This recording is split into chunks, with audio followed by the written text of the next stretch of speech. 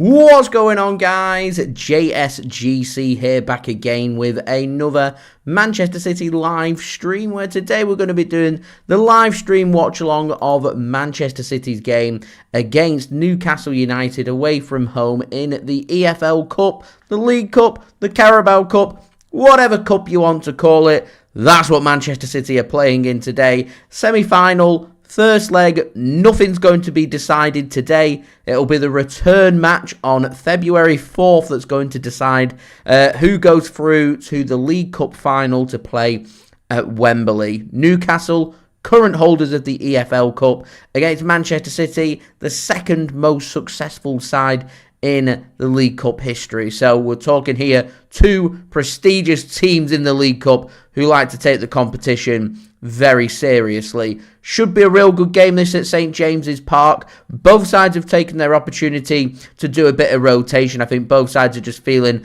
the wear and tear of the season and a bit of squad rotation needed, especially with Manchester City having so many injuries and so many players who have been playing through injury, that Man City have taken their opportunity here just to rest a few players, and we'll see if that pays dividends for Man City in the long run, or whether that has some potential short-term impacts here against Newcastle, and of course the big Manchester derby away from home at the weekend as well. So there we go. That's the context for today's game. So if you are enjoying the content, guys, then please do leave a thumbs up. We're aiming for 100 likes on the stream, so any help towards that would be much appreciated. We're already more than a quarter of the way there. We are 73 likes away from 100 likes, so any help towards that, guys, would be much appreciated. Also, don't forget as well to get your thoughts in the live chat. Who do you think is going to win today? And what is your score prediction? Do let me know in the live chat. Welcome, Mawaka. Thank you very much for tuning in. Cheering on Manchester City. Brian, thank you for tuning in. Cheering on Manchester City. Kushik, welcome. Thank you for tuning in. Dave, welcome. Thank you for tuning in as well. He's got Newcastle down as 1-0 winners today, but reckons City will take it at the Etihad for the second leg, winning by 4-0 and winning the tie by 4-1. I'll take that. Ming, welcome. Thank you for tuning in. Says Newcastle, a bit of a bogey ground. Last couple of times we've been, would be happy with a draw tonight. I'd be happy with any result today. A draw or a win for Man City today makes us firm favourites, because Newcastle's record at the Etihad Stadium and their away record this season has been a bit patchy. I'd say makes Man City firm favourites for this tie. So it's all about just getting the job done today. And the job done today for me is Man City getting a result. If we win, then great to take that momentum heading into the game at Old Trafford on Saturday. If we can pick up a draw today, Man City firm favourites, because it means Newcastle will have to go to the Etihad Stadium and beat us to knock us out. And Newcastle's record at the Etihad Stadium, not very good. So I'm confident if we can get a result today that we will go to Wembley. It gets a bit more complicated, however, if it ends up being Newcastle winning this game, because, you know, if Newcastle are to win this game, we don't want them to win by, 2, 3, 4 goals.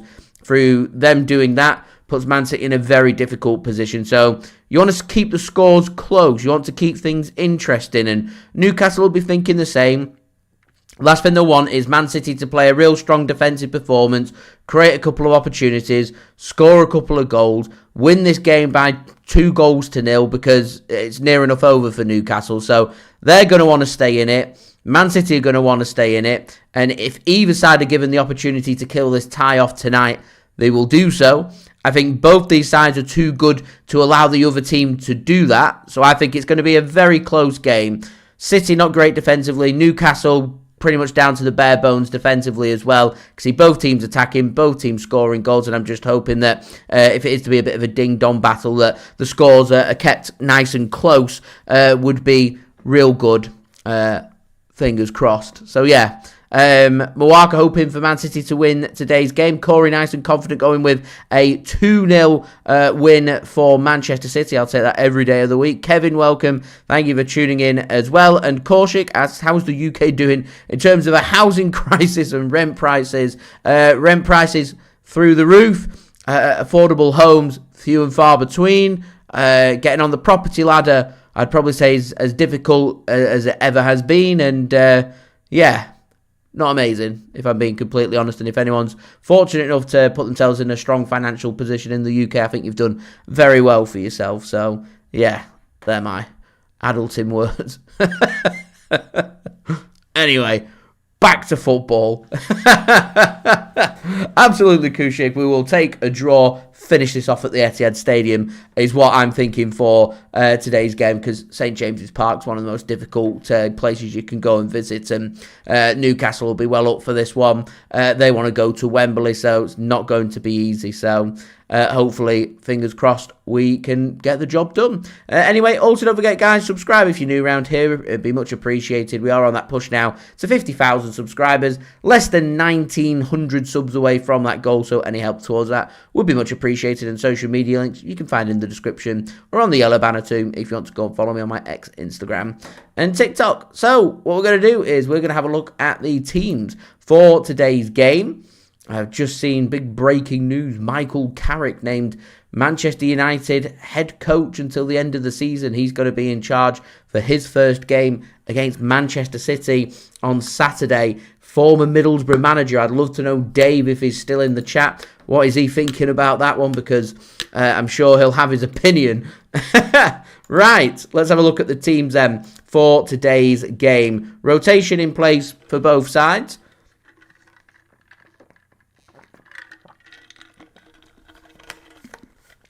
It's orange juice, that, by the way.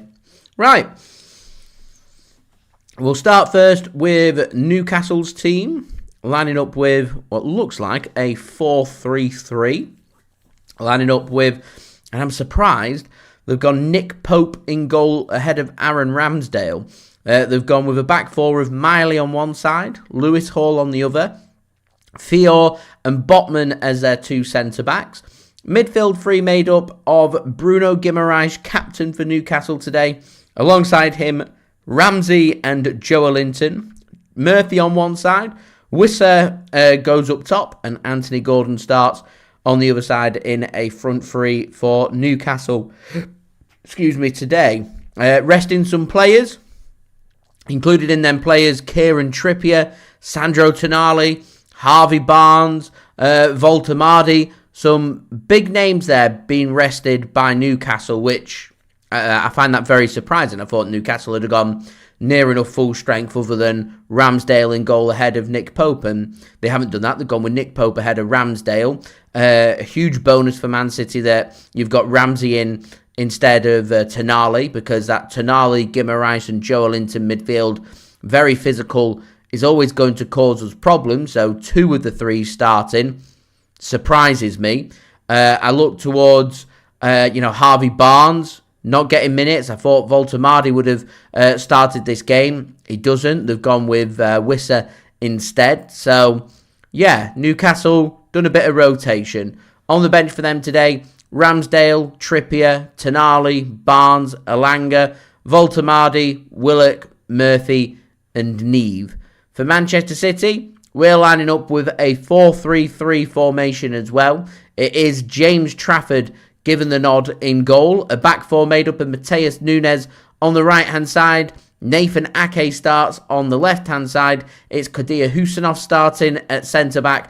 Alongside him, City youngster Max Elaine. Into midfield for Man City today, it is Nico O'Reilly confirmed as Man City's defensive midfielder in the absence of Nico Gonzalez and Rodri. Rodri on the bench for Man City today because he started City's last game. Nico G has a massive knock according to Pep Guardiola, so he doesn't make the squad for today's game. So it is the third option for City, which is Nico O'Reilly starting in defensive midfield. He's going to have the support of captain Bernardo Silva and also Phil Foden playing behind striker Erling Haaland. Antoine Semenyo starts his first Carabao Cup game for Manchester City. He starts on the right-hand side, and it looks like Jeremy Doku starting on the left-hand side. That could alternate. It could be the other way around. It could be Semenyo on the left and Jeremy Doku playing on the right. For Manchester City on the bench today, we have got Gianluigi Donnarumma. We have got Rayan Cherki, Tijjani Reijnders, Rodri, the return of Rayan Ait-Nouri from international duty with Algeria. So they've been knocked out the African Cup of Nations. They didn't make it to the semi-final stage. So because they've exited out of the competition, he's now available in City's squad today. I don't think he's trained or prepared all that much, so we'll see if he does end up getting some minutes. I reckon he could get 15, 20 minutes here for Manchester City, and then he should be fully fit and fully prepared and fully ready for Man City's game against Man United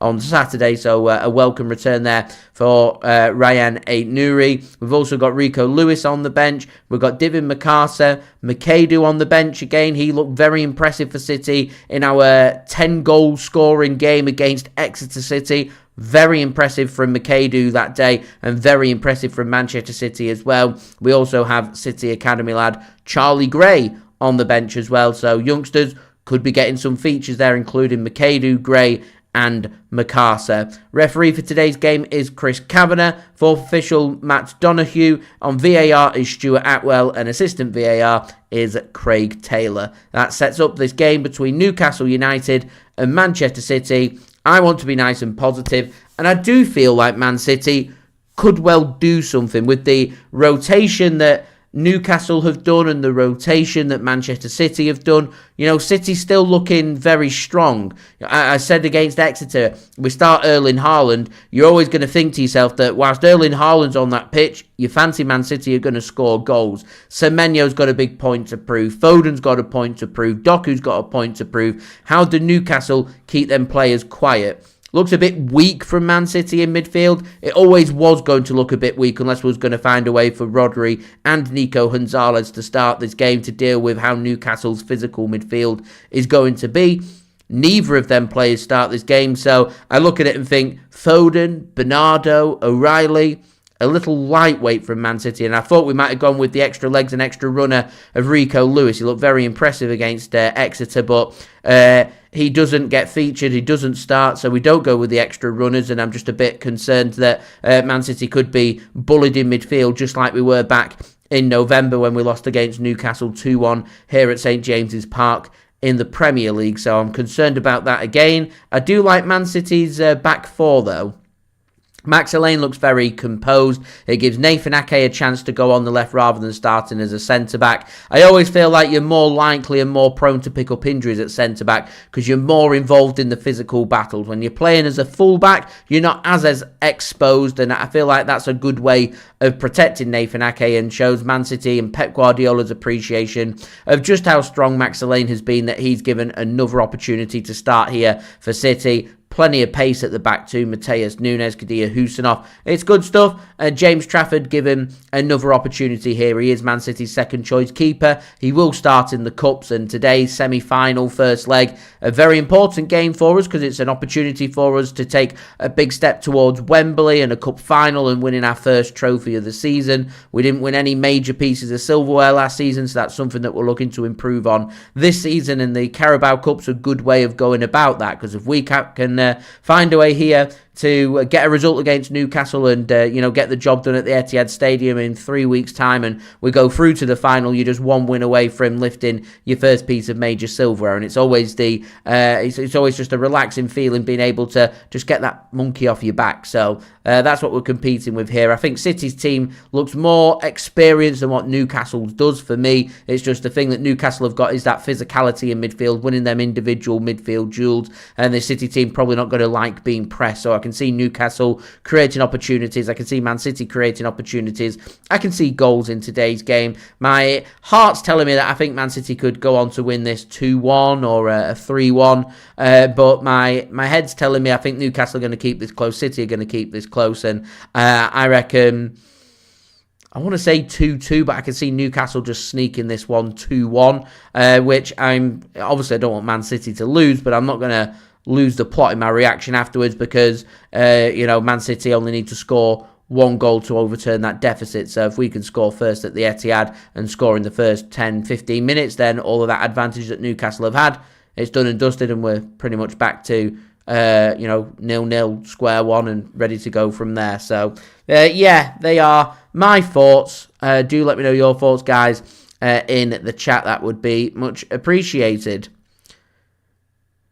Kushik asking the big questions. In terms of like out and out football skill, I always think Messi's a better player to watch than Ronaldo.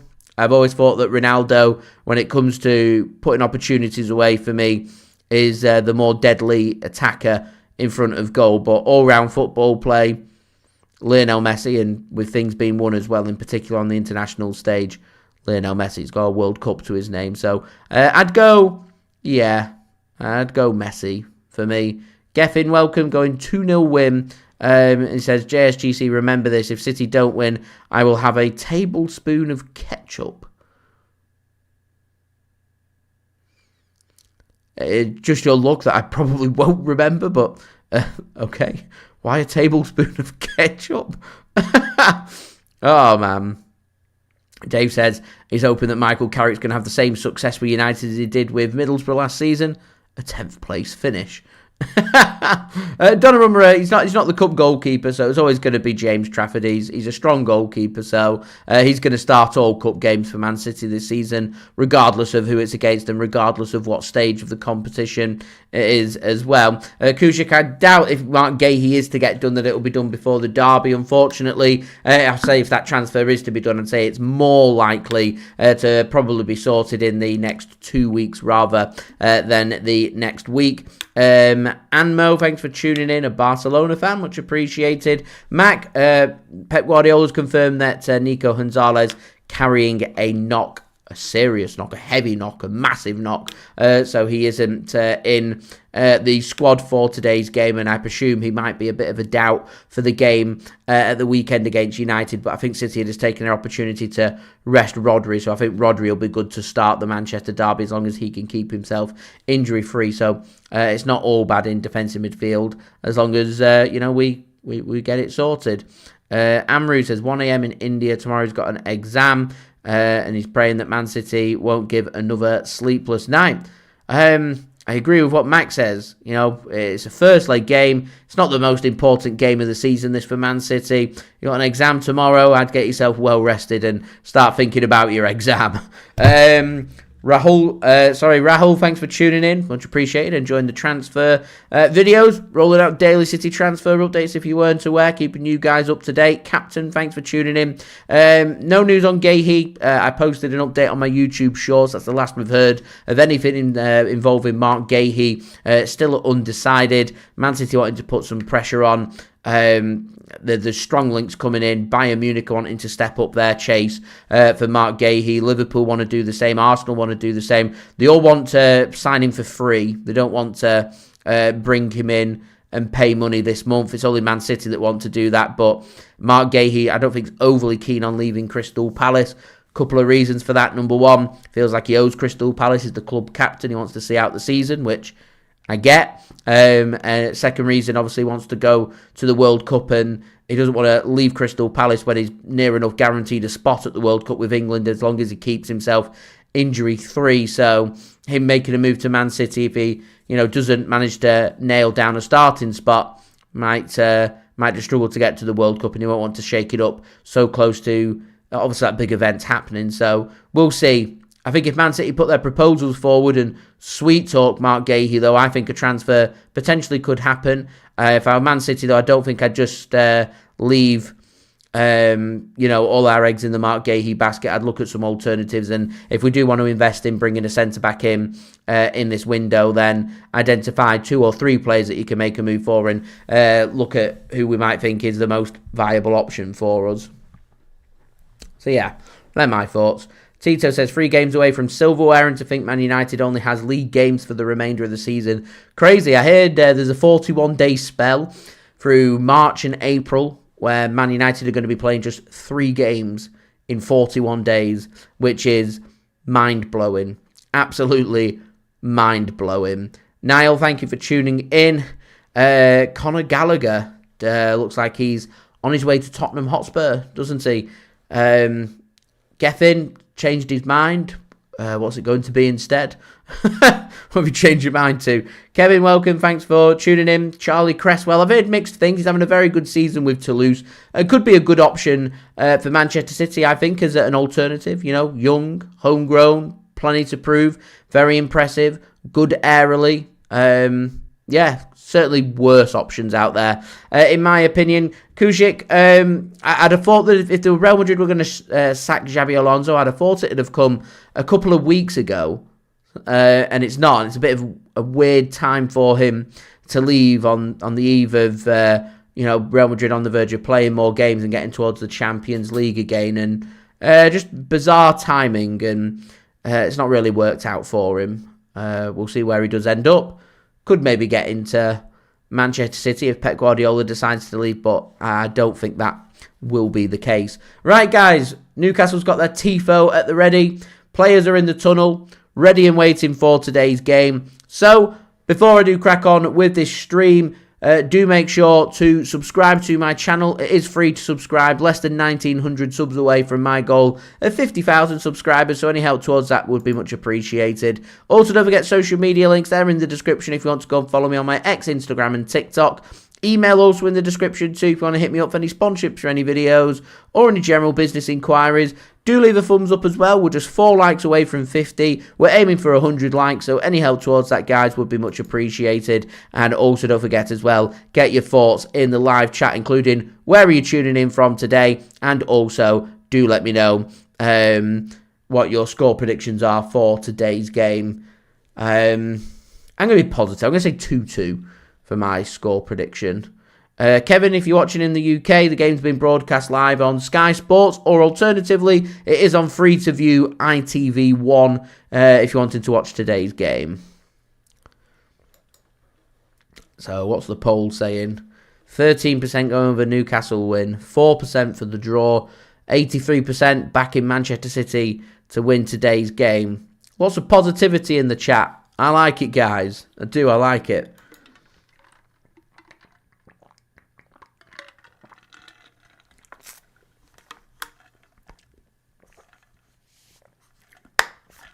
Kusic, I can't see Luis Enrique going to Man United. I think only an idiot would contemplate going to United right now. It's a bit of a poisoned job. Ruben Amorim found that out. So if I was a manager, in particular a successful manager or an upcoming manager, wouldn't go towards it. Kevin, I don't know if we've got anybody else in the chat from Trinidad to help Kevin out. I'm not too sure. Man City do post on their website which channel each game's been broadcast on. So let me just get it up and I will have a look to see if it is being broadcast in Trinidad. I know there tends to be some problems with cup games. So we'll have a look.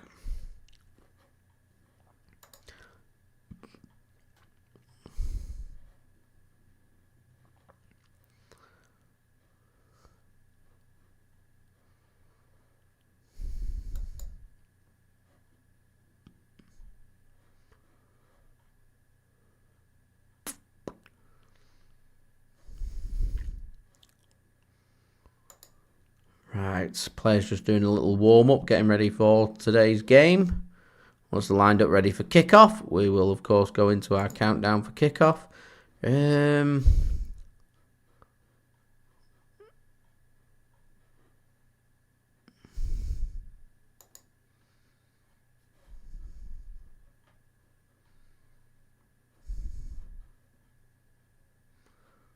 Why can't I find it? Oh, it's here. Right, Trinidad.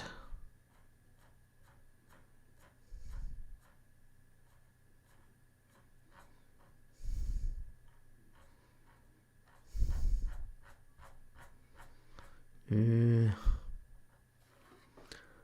that one. Is it this one? Ah, here we go. Trinidad.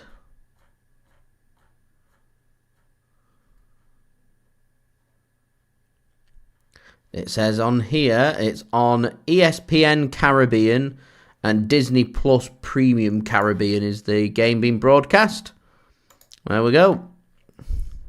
Right, we're ready and waiting for kickoff here between Manchester City and Newcastle. Man City going to be attacking from left to right. Phil Foden is going to be the man that gets us underway, with Newcastle attacking from right to left. Newcastle playing in their home shirts. It's the black and white stripes, black shorts, black socks. Man City in their home shirts today.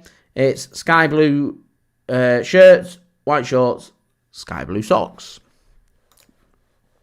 Kevin going 4-1 Manchester City. I like it. There we go. MCFC, the Mad Hatter, thanks for tuning in. Bit concerned with the lineup. No proper defensive midfielder. Trafford will get tested. And, yeah, I get it with no defensive midfielder. City obviously need to rest Rodri. They can't have him doing loads and loads of games. Nico G carrying a knock, so I presume that would be Nico G missing the derby as well. But should be hopefully good to go from next midweek for the Champions League game against Bodo Glimt and beyond. So, yeah. And Dumb, thanks for tuning in. Odin, thanks for tuning in. Thank you very much for noticing with the new glasses. I don't think anyone would actually notice. Dave says VAR in operation today. I didn't know that. Fair enough. Fair enough. Amorim was seen as the new manager of City, was linked, and then decided he wanted to go to United instead of waiting. And here we are. I'm not too sure which Sky Sports channel it is. I'm watching on ITV. So my Sky Sports is on my Now TV package. And that's like 20, 30 seconds behind real time. Whereas ITV is obviously terrestrial television. So that hooks up through an aerial, which means it's in real time. So my ITV viewing will be ahead of my Sky Sports one. So I'm watching the one that's ahead to try and iron out any spoilers for many people. And that reminds me, rules for the chat. Remember, keep things clean, keep things friendly, have a good time, and no spoiling it for others, please. Please wait until I've reacted to moments before putting anything into the chat. Don't want anything being spoiled, not just for me and doing my reaction, but for other people watching as well who might be a little behind. And I imagine there'll be a few people who pause their televisions and hook up the clock with where my clock's at, which is why I put the clock on the screen. So I'd appreciate no spoilers, please. Right, here's Khusanov. No shots yet in this game. Through the first 2.5 minutes.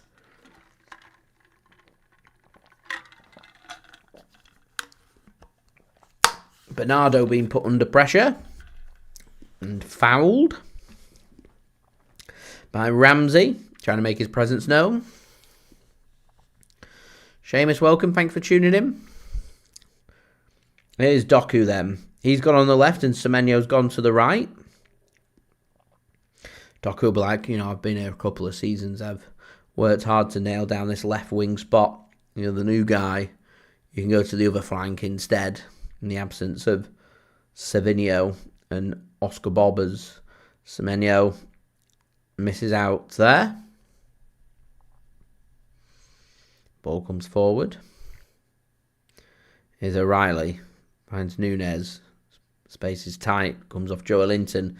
Throwing Manchester City through 3.5 minutes. I wonder if Man City might be just keen just to, not really get things rolling and going underway.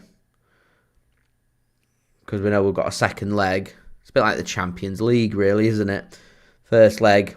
They're important matches, but they're not the crucial match that decides everything. That comes in the Carabao Cup in the second leg. Long ball forward by Trafford to nobody in particular. Picked up by Nick Pope. Fun fact, James Trafford was strongly linked in the summer with a move to Newcastle United. Never materialised, and he chose to move to Man City instead, in the hope that this would be Edison's final season and Trafford will be able to nail down a regular first team spot from next season. Which early ball across here from Newcastle, a big opportunity, and he's missed. And it's a goal kick. The offside flag never went up. Visser with a miss. He should score. He also did look very offside. Let's have a look. Oh, it's tight. I don't think he would have been offside, you know. He should score. He really should score. Good control from Wissa. Puts it onto his left foot and just gets over the top. It's a poor miss. Really poor miss. A big opportunity that to start with for Newcastle. And they choose not to take their opportunity. I know Newcastle beat us back in November, but they created quite a few opportunities that day. And they weren't very clinical.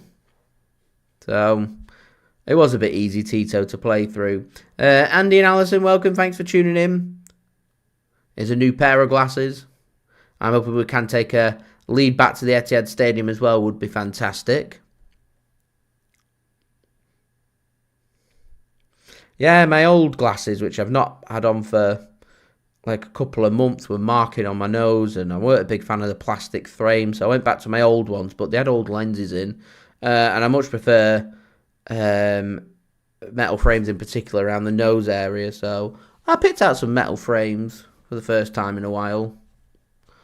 Why not? I did want some, like, they're like gold coloured, but they said my head was too big, so I weren't allowed them, so I had to pick these instead, so it was like second best, really. I was unimpressed. I saved a bit of cash because they weren't as expensive as the ones I wanted, but you know when you want something and, you know, you're going to do anything to make it happen, but you just can't. Not disappointing. It doesn't matter. Pair of glasses. They suit alright. Weren't too sure about like the second thing across here. I've had them with like sunglasses before, but normal glasses. I've never had them before, but I've never been one to, you know, be scared of experimenting with glasses, and that's what we're doing. If I think they're bad, I've got a second pair. So at some point you might see me in a second pair if I'm thinking, nah. Otherwise I'll end up with my old pair on again, and my old pair are nearly 5 years old now. Falling apart. So, yeah. I'm dead fussy when it comes to glasses. Is Jeremy Doku. To the byline. Squares the ball across, and good defending that from Newcastle. But lucky glasses, you never know. You never know.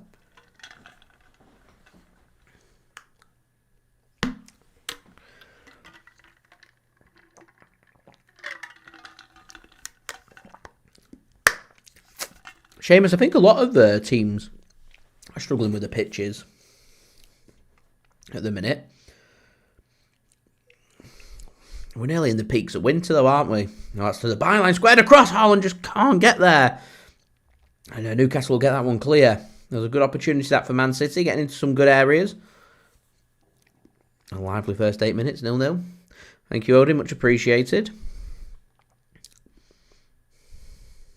I think it's just because I found nicer pairs that I liked. I just couldn't have, you know, they can't alter the size and stuff, so I couldn't have the ones that, you know, I wanted, that I was happy with. You know, it took me about 10 minutes to pick them out, and then I spent another 30 minutes finding another pair that I wasn't, you know, I'm happy with them, but I wasn't as happy as what I was with the other pair, so it is what it is. Ooh, it is what it is. Nothing stops me going online and putting my prescription in, to be honest, and picking my own glasses. I know what size I am and everything, if I want to. It's too cheap. So I'm not. Oh, man. Julia, welcome. Yeah, Carabao Cup action. It's a big game. It's Man City away against Newcastle United. And, yeah. Got another live watch along. I was at the Exeter game. Watching Man City make a bit of history, scoring 10 goals. So there was no live watch along for that game, but back here for this game against Newcastle, and we'll be back on Saturday with another live watch along, the big Manchester derby against Man United as well. Looking forward to that. Here's Mr. Doku falling to the ground, giving the ball away. Newcastle want to come forward. Launch it and cut off by Kadir Khusanov, and finds his pass to Matheus Nunes. O'Reilly wants the ball. Eventually he gets the ball. Forced backwards. Julia, yeah, Wisser a couple of minutes ago should have scored, shouldn't he? Joy to behold, Julia. I'm sure you enjoyed watching that game as well. 10 goals. Huge pop at the Etihad for, a match against a lower league team. Normally you'd expect it just to be a formality, no disrespect to Exeter, of course. Wishing them the very best of luck for the rest of the season. What happened there? Ball's gone out of play. I didn't. Sorry. Too busy chatting. What did Khusanov do then? Looked like he had loads of time and space on the ball, and he's just given Newcastle a needless throw-in. And the next thing I know, Newcastle's got a throw, and I don't know what happened.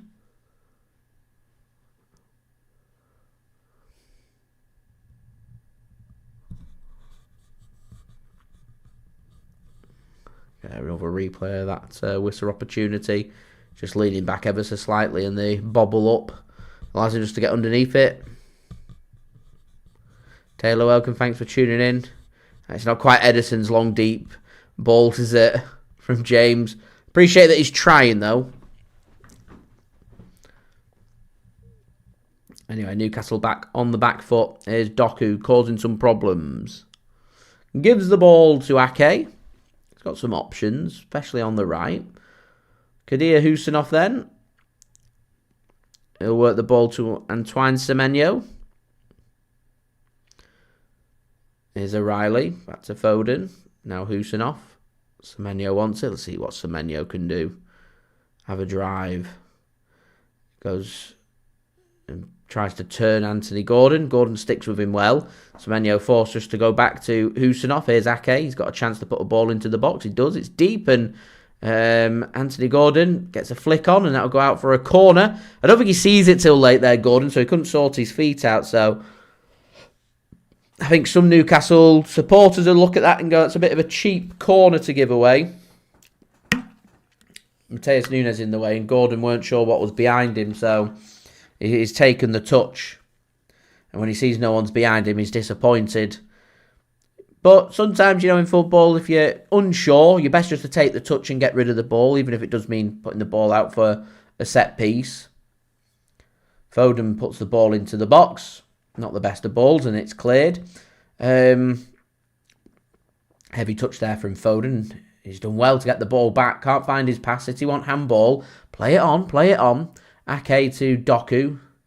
Slightly behind Doku, so he's got to gather the ball. He floats the ball across looking for Haaland. He can't find him, and there's a coming together there between Haaland and Anthony Gordon. That'll be a free kick for Newcastle, and pressure taken off the Newcastle goal. 13 minutes in, 0-0 here. Don't forget, guys, do leave a thumbs up and do subscribe as well. We are more than halfway to my like goal of 100 likes, so any help towards that would be great. 44 to go, and do subscribe.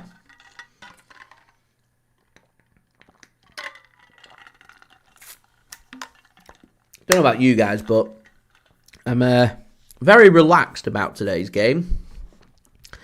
I think it's because it's the first leg that I'm pretty chilled out about it, to be honest. I know nothing's going to be decided today. First 15 minutes has shown me this is going to be quite a close game. I think what will be really interesting is if we get a goal and who scores first. I don't think either side can afford for the other team to score first, because if they do and they go on to score a second, you're then under a lot of pressure. 2-0 lead for either side in today's game could be very costly.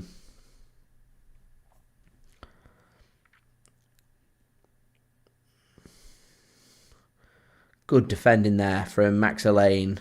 Not the best of passes, though, and Newcastle are going to come forward again. Joelinton manages to get his pass under pressure from O'Reilly. Here's Gordon then, up against Matheus Nunes.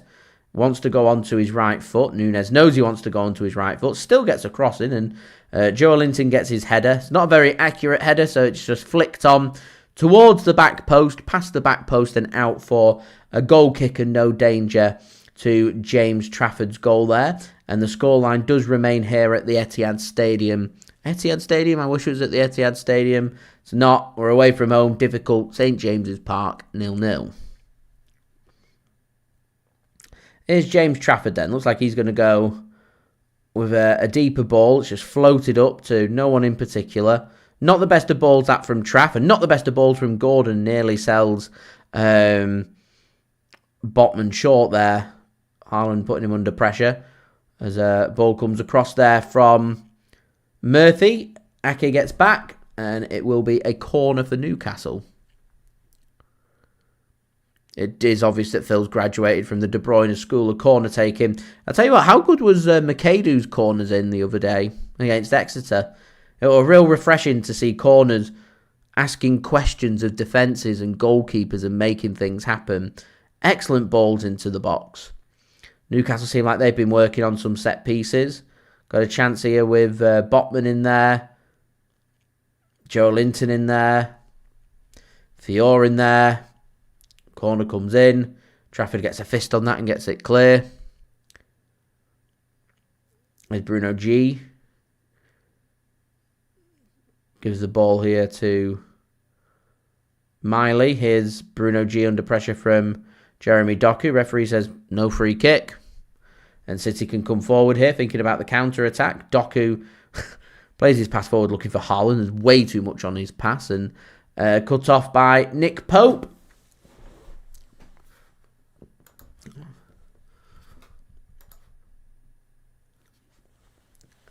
Newcastle tried their ball forward, cut off by Max Alleyne. He's looked very impressive, hasn't he, since being recalled from his loan at Watford. He's really matured himself. He's slotted in really nicely at the back for Man City. And it does beg the question sometimes about Man City and their use of high-quality academy lads that they've got. You know, they send these players out on loan, and some of these players, exceptional players, rather than moving them on for profit and loaning them and these players getting stuck in the loan rut. You know, we've got good high-quality academy players. And, you know, I know I know Pep Guardiola really likes a little stamping motion there from Joe Linton. Free kick given for Man City. Slightly over the top of the ball. Clumsy more than anything from Joe Linton. Don't think a yellow card has been shown. Pep Guardiola not happy. Probably asking why there wasn't a card for it, but I can see why. In slow motion, I think it's one of them that just looks worse than it was. He actually got the ball, would be the argument from Joe Linton there, I'm sure.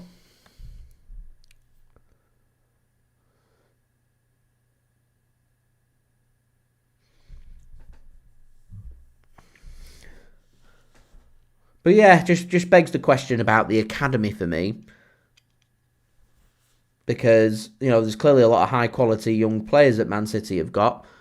You know, what's the point in having the CFA if these players aren't going to get utilised by Manchester City? And with Pep Guardiola wanting a smaller squad, I do wonder if it would have been more worthwhile for City rather than going with the larger squad and spending loads of money and signing players, if you'd be better just saying to Pep Guardiola, look, I'm happy to give you a squad size that he's happy with, 18 to 20 players, and the other 5 to 7 players is just going to be made up of academy graduates who we want to use around the squad. Saves a lot of money, and it would ensure that players like Max Alleyne, you know, get the proper development that they're looking for, spending a lot of time around the first team squad, around some of the best players in the world, around the best coaches as well. So, yeah. Remains 0-0.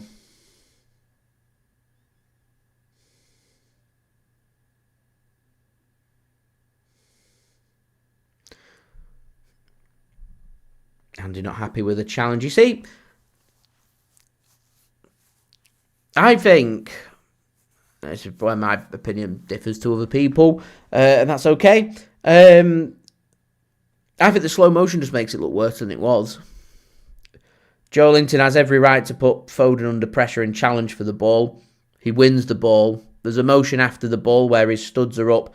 You know, he's running in motion to try and win the ball, and his studs makes contact with his foot. I think it's a free kick for Man City for the follow-through. could potentially have been a yellow card. I'd have been a bit miffed if it was the other way around and we'd got a yellow card for it, because I'd have said the same. It's one of them that I think looks worse in slow motion. You have every right to challenge for the ball. He gets a foot on the ball. There's just the foot's up in the air. He doesn't, stamp it down on his foot. It's just the follow through that comes in. You could argue the case of the yellow card, and I get it. I do.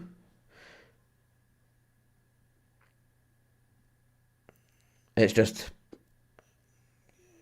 I don't think I'd have liked a yellow card given against City for that, and I can see why the referee's not given the yellow card. It is frustrating, though, I'm sure, that if there's a crunching tackle that comes in by Joelinton minutes later and he gets a yellow card. He was saying, it should have been a red.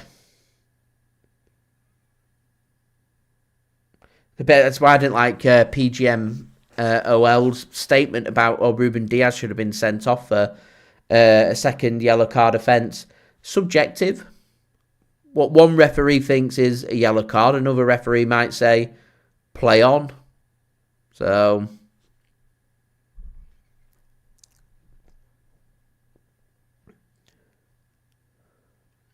I think it just all comes down to clarity. It'd be nice for, one sec, there's a chance here for Newcastle.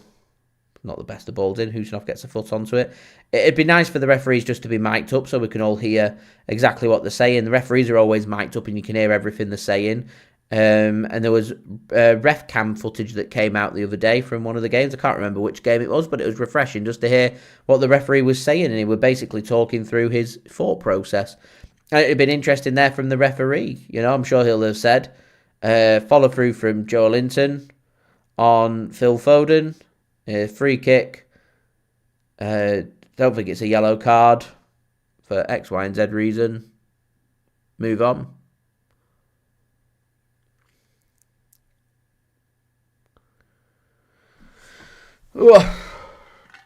It was, Chelsea. Everyone got hurt as well.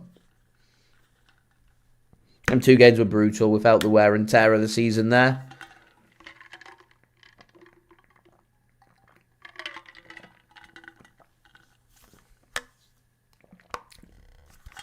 Where Josko Gvardiol and Ruben Dias got injured was the Chelsea game.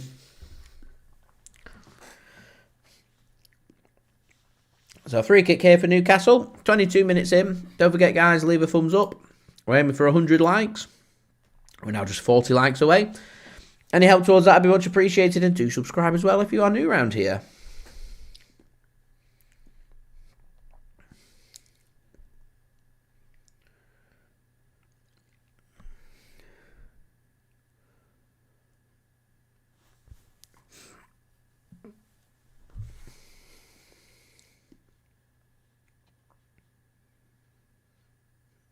Newcastle go with the quick pass from the free kick.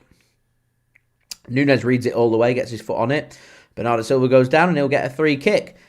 Man City know what they're doing here. They know Newcastle's going to be physical, so every little knock that they get in, they're going to ground, winning the free kick. I think they're just trying to frustrate Newcastle and keep this nice and tight, nice and compact, which I'm not completely against, to be honest. We can get to the 70th, 75th minute. If it's 0-0, I'd say that Man City are the happier of the two sides here because Newcastle are under pressure. Because I think with how Newcastle's record is away from home and with how their record is at the Etihad Stadium, Newcastle need to win today, and they probably need to win by 2 or more to stand the best chance of going through.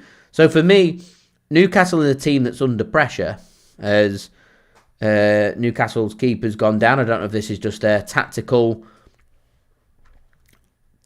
stop, just have a bit of a breather and allow the Newcastle team just to regroup and have a word with the manager, which I'm hoping from next season they're going to introduce a rule where if a player goes down, you're not allowed to head to the touchline and have a word with the manager.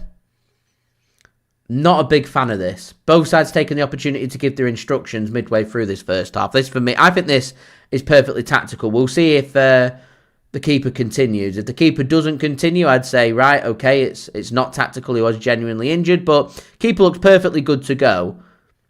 I don't agree with this at all.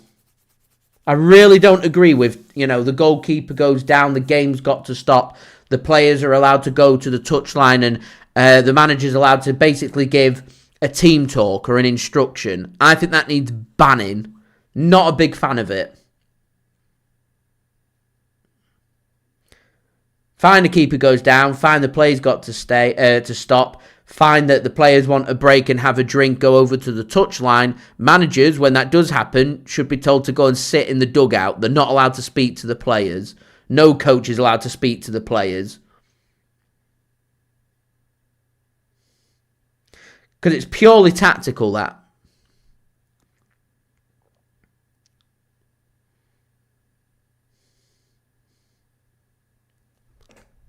Andy, thanks for tuning in. Do hope you're well, my friend.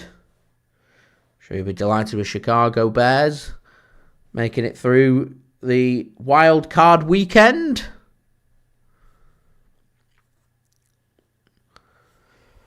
Oof, it did start with the water breaks. It's just continued.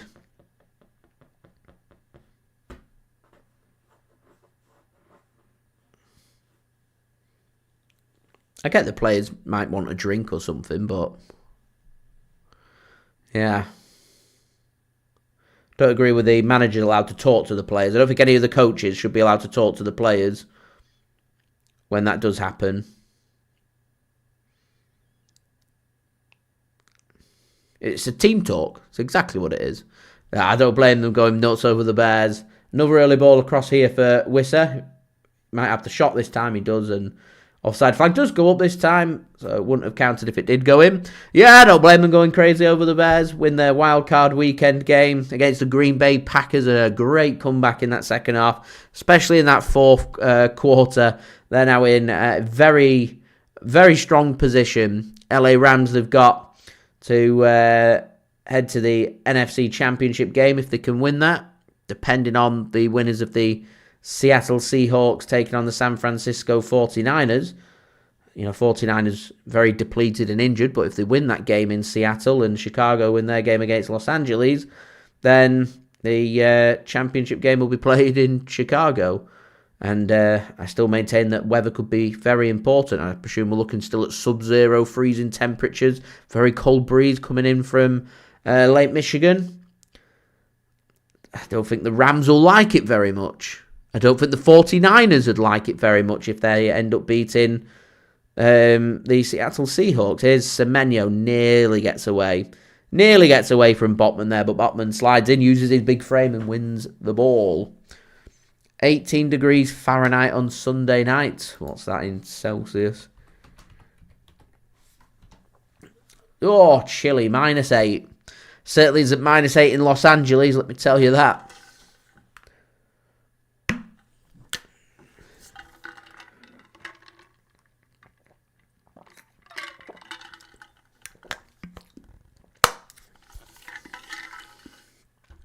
A big open stadium as well. Amazed at all these modern grounds, putting roofs and everything on the stadium, taking weather away from the advantage. It does have an advantage in games.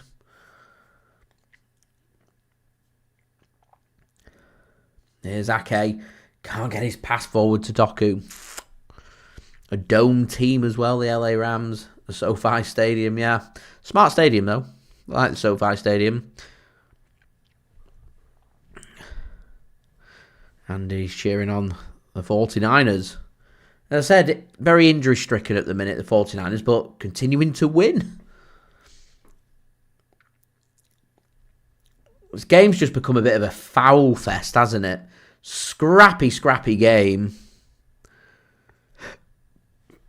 Taylor, I've been impressed with Matheus Nunes. I think he's had a strong season. He's had a much better season this season than he did last. His pace is really useful at the back. And I think he's become more solid as a defender because of it. So, Semenyo's just been a good breath of fresh air. Exactly the kind of player that Man City have needed. It'd be good for us just to start sorting out our passing in the final third. Other than us getting into one good position, we've not really done much in this game. We've not tested the keeper. Same with Newcastle, got into one good position. Wissers had one shot that he should have scored. Other than that, they've not really found a way of testing Trafford, so... What's the atmosphere like? It's very different to football over here in the UK. I think as games go on, the NFL USA atmosphere tends to get a bit more rowdy. What's being given here? Oh, there's more pushing and shoving going on. This game's just getting very, very scrappy. Geordie, welcome. Thanks for tuning in. Oh, good well with Josh Allen's ear, Andy Man, of course. So the yellow card is out. Has there been just like a little off-the-ball incident going on here? Yellow card for Joelinton and a yellow card for Nico O'Reilly. Not surprised to see there's a bit of pushing and shoving going on between the two players. A bit of like grabbing of the hair. And then more pushing and more squaring up. Finger pointing. Handbags. There was some handbags and both players have been shown a yellow card for it. Oh, man. It doesn't look like anything's going to happen in this first half. As I said before, interesting if this gets to, the final 15, 20 minutes of this game. I just feel like Newcastle, with their track record at the Etihad, could really do with winning this game. And I think if City come away from St James's Park today not losing, would come away with a result, I think City would be in a real strong position. Andy, man, I'd be delighted with a draw. I think a draw here for City today makes us firm favourites. It means Newcastle's got to come to the Etihad and win. And that's very important. It means Newcastle's not got anything to defend at the Etihad. So that's big. Obviously getting ahead of ourselves, but that's the way this game's gone at the minute. It's very scrappy. Like both sides are just, happy just to slog it out and, go again at the Etihad. Which probably backs up what Pep Guardiola was saying. He doesn't really see the point in having a Carabao Cup semi-final over 2 legs. Just make it over 1 and, one team goes through to the final, one team goes out. Knockout game, competitive game. Both sides probably go near enough full strength if that's the case. Lovely turn there from Matheus Nunes. Here's Semenyo then, up against Hall. Into the box, drives forward, good defending there. Is that Anthony Gordon again? He's defended very well for Newcastle today, Gordon. Continues to impress me, Gordon, as there's a free kick committed by Bernardo Silva, and that will be a free kick for Newcastle United. Taylor says it's more fan involvement. It is, you get in the big moments and things with that are game deciding. You get to towards the end of the game, you got big third downs and stuff, and the big screens are going, get loud, and everyone's waving everything in the air, and let's say the pass is complete on third down, and they make it for first down, and how deadly silent the stadiums go. Very entertaining. The game's gripping, and it can be a bit stop-start, and watching one game live on television. Nothing like going to the event itself. And I find NFL live events very entertaining, whether it be international games or regular season games over in the States. Not been to any playoff games before, so I can't comment. I'm going to presume from what I've seen that the Super Bowl's a bit out of the norm. You get a lot of people who are neutrals, who have paid a lot of money to be able to watch games. More of like a status show. I've got a big following on Instagram. I've got a big following on YouTube. I've got a big following on TikTok. So I've got to have tickets, that kind of thing. And you get a load of people posing, or I'm here to watch the halftime show and that kind of thing. Whereas every game in the build up to the Super Bowl is very much just football orientated. The Super Bowl itself is more of like a spectacle, a show, not just football related. So. Yeah, sometimes you get political messages put out. Sometimes you get little digs.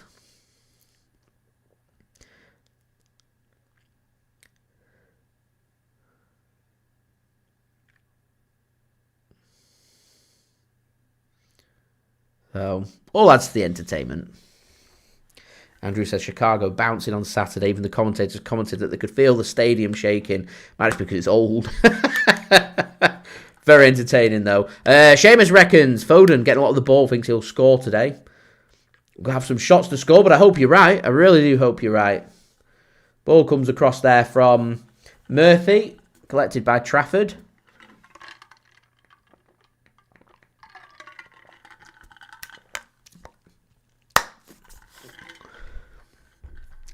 Speaking of the Bears, got my cup there.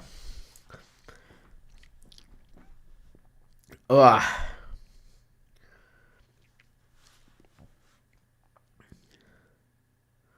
Not a Bears fan, by the way, but I went to the game and picked that up, and it was smart. So I thought, I'll nab that. I'm in need of a cup. There's a cracking job of put ice in it, and the ice doesn't melt. Great. Right, 35 minutes in. 0-0. Scrappy game, this one. Don't forget, leave a thumbs up. We're now 38 likes away from 100. And do subscribe if you're new around here. I mean, you know, speaking about Tom Brady, I enjoyed some of his analysis that he was doing on the games. Speaking about when it's windy and how to throw and things. And I think that's what, you know, football over here, I think, could take a good, you know, a big leaf out of their book. That, you know, it's great that, you know, people that do all this social media stuff, obviously I do the social media stuff, that get invited for exciting opportunities, as that should be a free kick and a yellow card for Matheus Nunes, slides in late on Anthony Gordon, and that'll be a free kick and a good position here for Newcastle to put a ball into the City area. Yeah, it just showed how refreshing it is to hear from professionals, and it's not just about, you know, just picking up any old former football player, but picking up, you know, the GOATs, the creme de la creme, the players that are exceptional, the ones that are better than everybody else, and being able to offer their insight. How interesting is that? And I think to myself, like, you know, how interesting could it be to, you know, have punditry and start looking at, you know, some of, I always find Thierry Henry, you know, one of the best strikers the Premier League's ever seen, an interesting pundit. Alan Shearer as well, an incredible striker. You know, they know where the back of the net is. They know what they're speaking about when it comes to being a striker.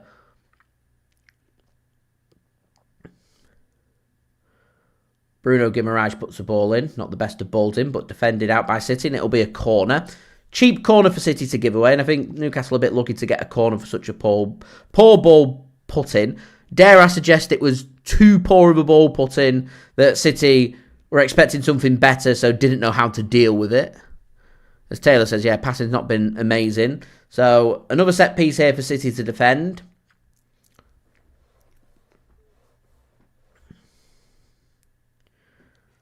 Corner comes in. They scram into the 6-yard area. Trafford gets a fist onto it. Heavy touch from Gordon and hooked clear by O'Reilly. Poor clearance there from Newcastle. And if Doku can get this under control, Newcastle could be under a big threat, but Doku can't get it under control.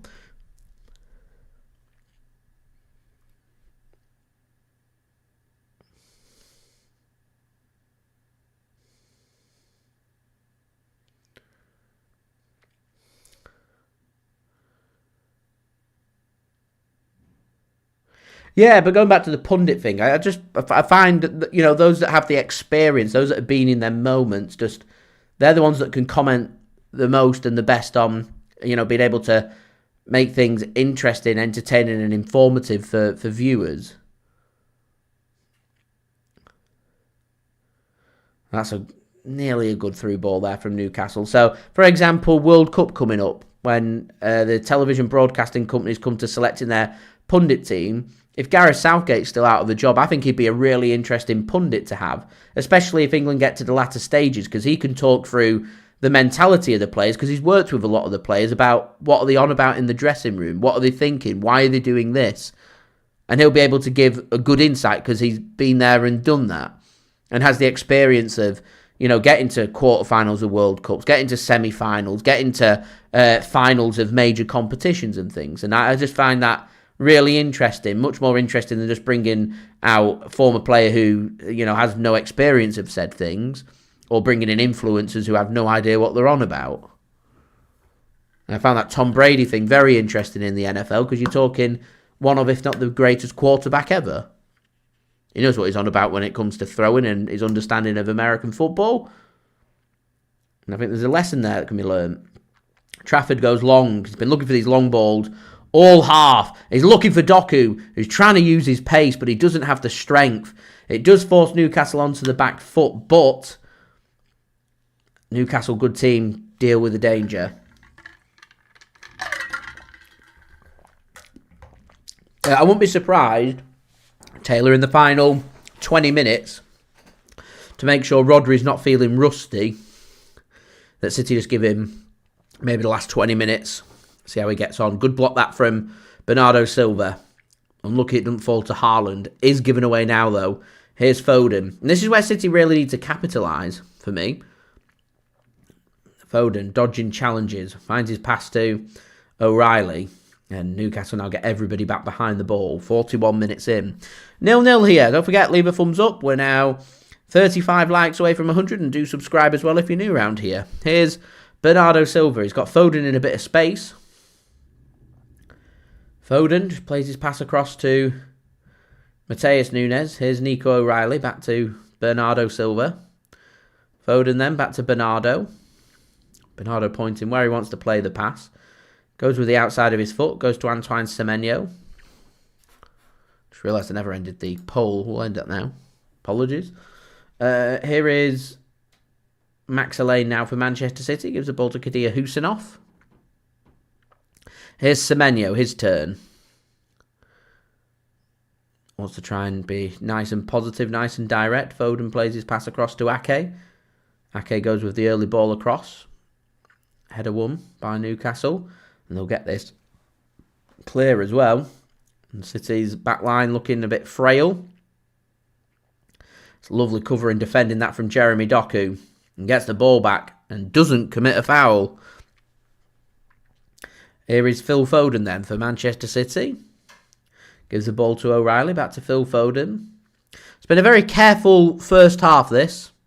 Obviously, this game's going to be played across 2 halves, but hold tie is going to be done across 4. So, pretty much like an NFL game, really, through the first quarter. Nothing to separate the first 2 sides. Is City coming forward now? Advantage played. Not the best of passes. Cut off, and referee doesn't pull it back for the advantage as a ball comes forward here with Ake in a foot race with Murphy, which Ake will win because the pass is too heavy. And he'll play his pass back to Trafford. City end up getting the free kick. City will knock it through quickly. Here's Semenyo. He wants to have a run. He wants to get into them areas. Here is Semenyo. Goes to the touchline. Goes with a hooked deep ball across the penalty area. Nobody there. Newcastle will get that one clear. Bernardo Silva will just flick his pass to Nathan Ake into the final 2 minutes of this half. Can City ask a question here of Newcastle?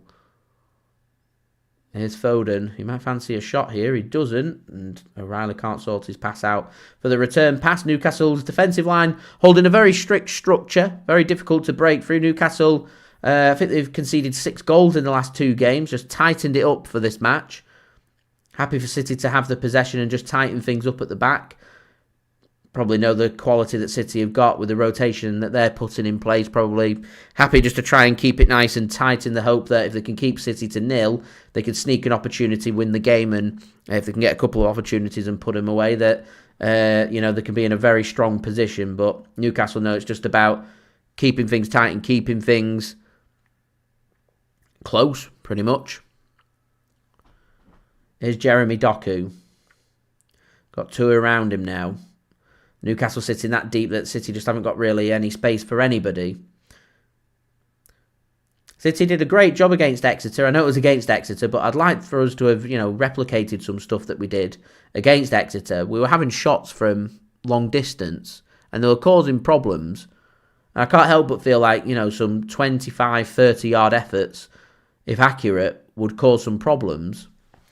Newcastle are sitting that deep, opens up deflections, rebounds, things like that.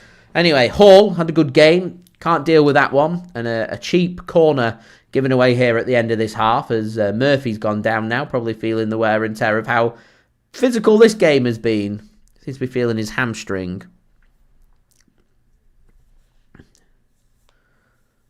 So we are going to go into added time. I imagine there's probably going to be 3 or 4 minutes here. I imagine they'll probably add... Oh, you see, they've only gone with 1. So we had an injury before to Pope. That went on for well over a minute whilst they had a team talk. And, we've got a stoppage here. Murphy's going to come off. And Barnes is going to come on. Newcastle have got the depth. I would have thought Newcastle would have preferred for Murphy just to see out this corner rather than make the change at half-time. I think they're just going to tell him to keep his coat on because I think... Keith, welcome, thanks for tuning in. I think what the referee's going to do, and I reckon he's communicated this, is he's going to tell Murphy to get off the pitch. He's going to allow Man City to do the corner. And once Man City have completed their corner, because the minute's up, I reckon he'll blow the whistle.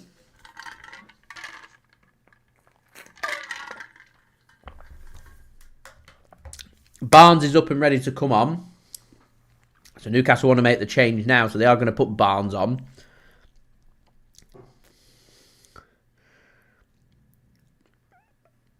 I just thought with how close they are to half-time that Newcastle might have just taken the opportunity to ask, worst-case scenario here with a minute being added on, can Murphy do 30 seconds? Because he has to wait 30 seconds to come back on. But Newcastle don't want to take the risk of having one less man back for this corner. They feel like this is an important part of this match. Foden to take. It's deep, very deep. Headed clear. Only as far as Bernardo.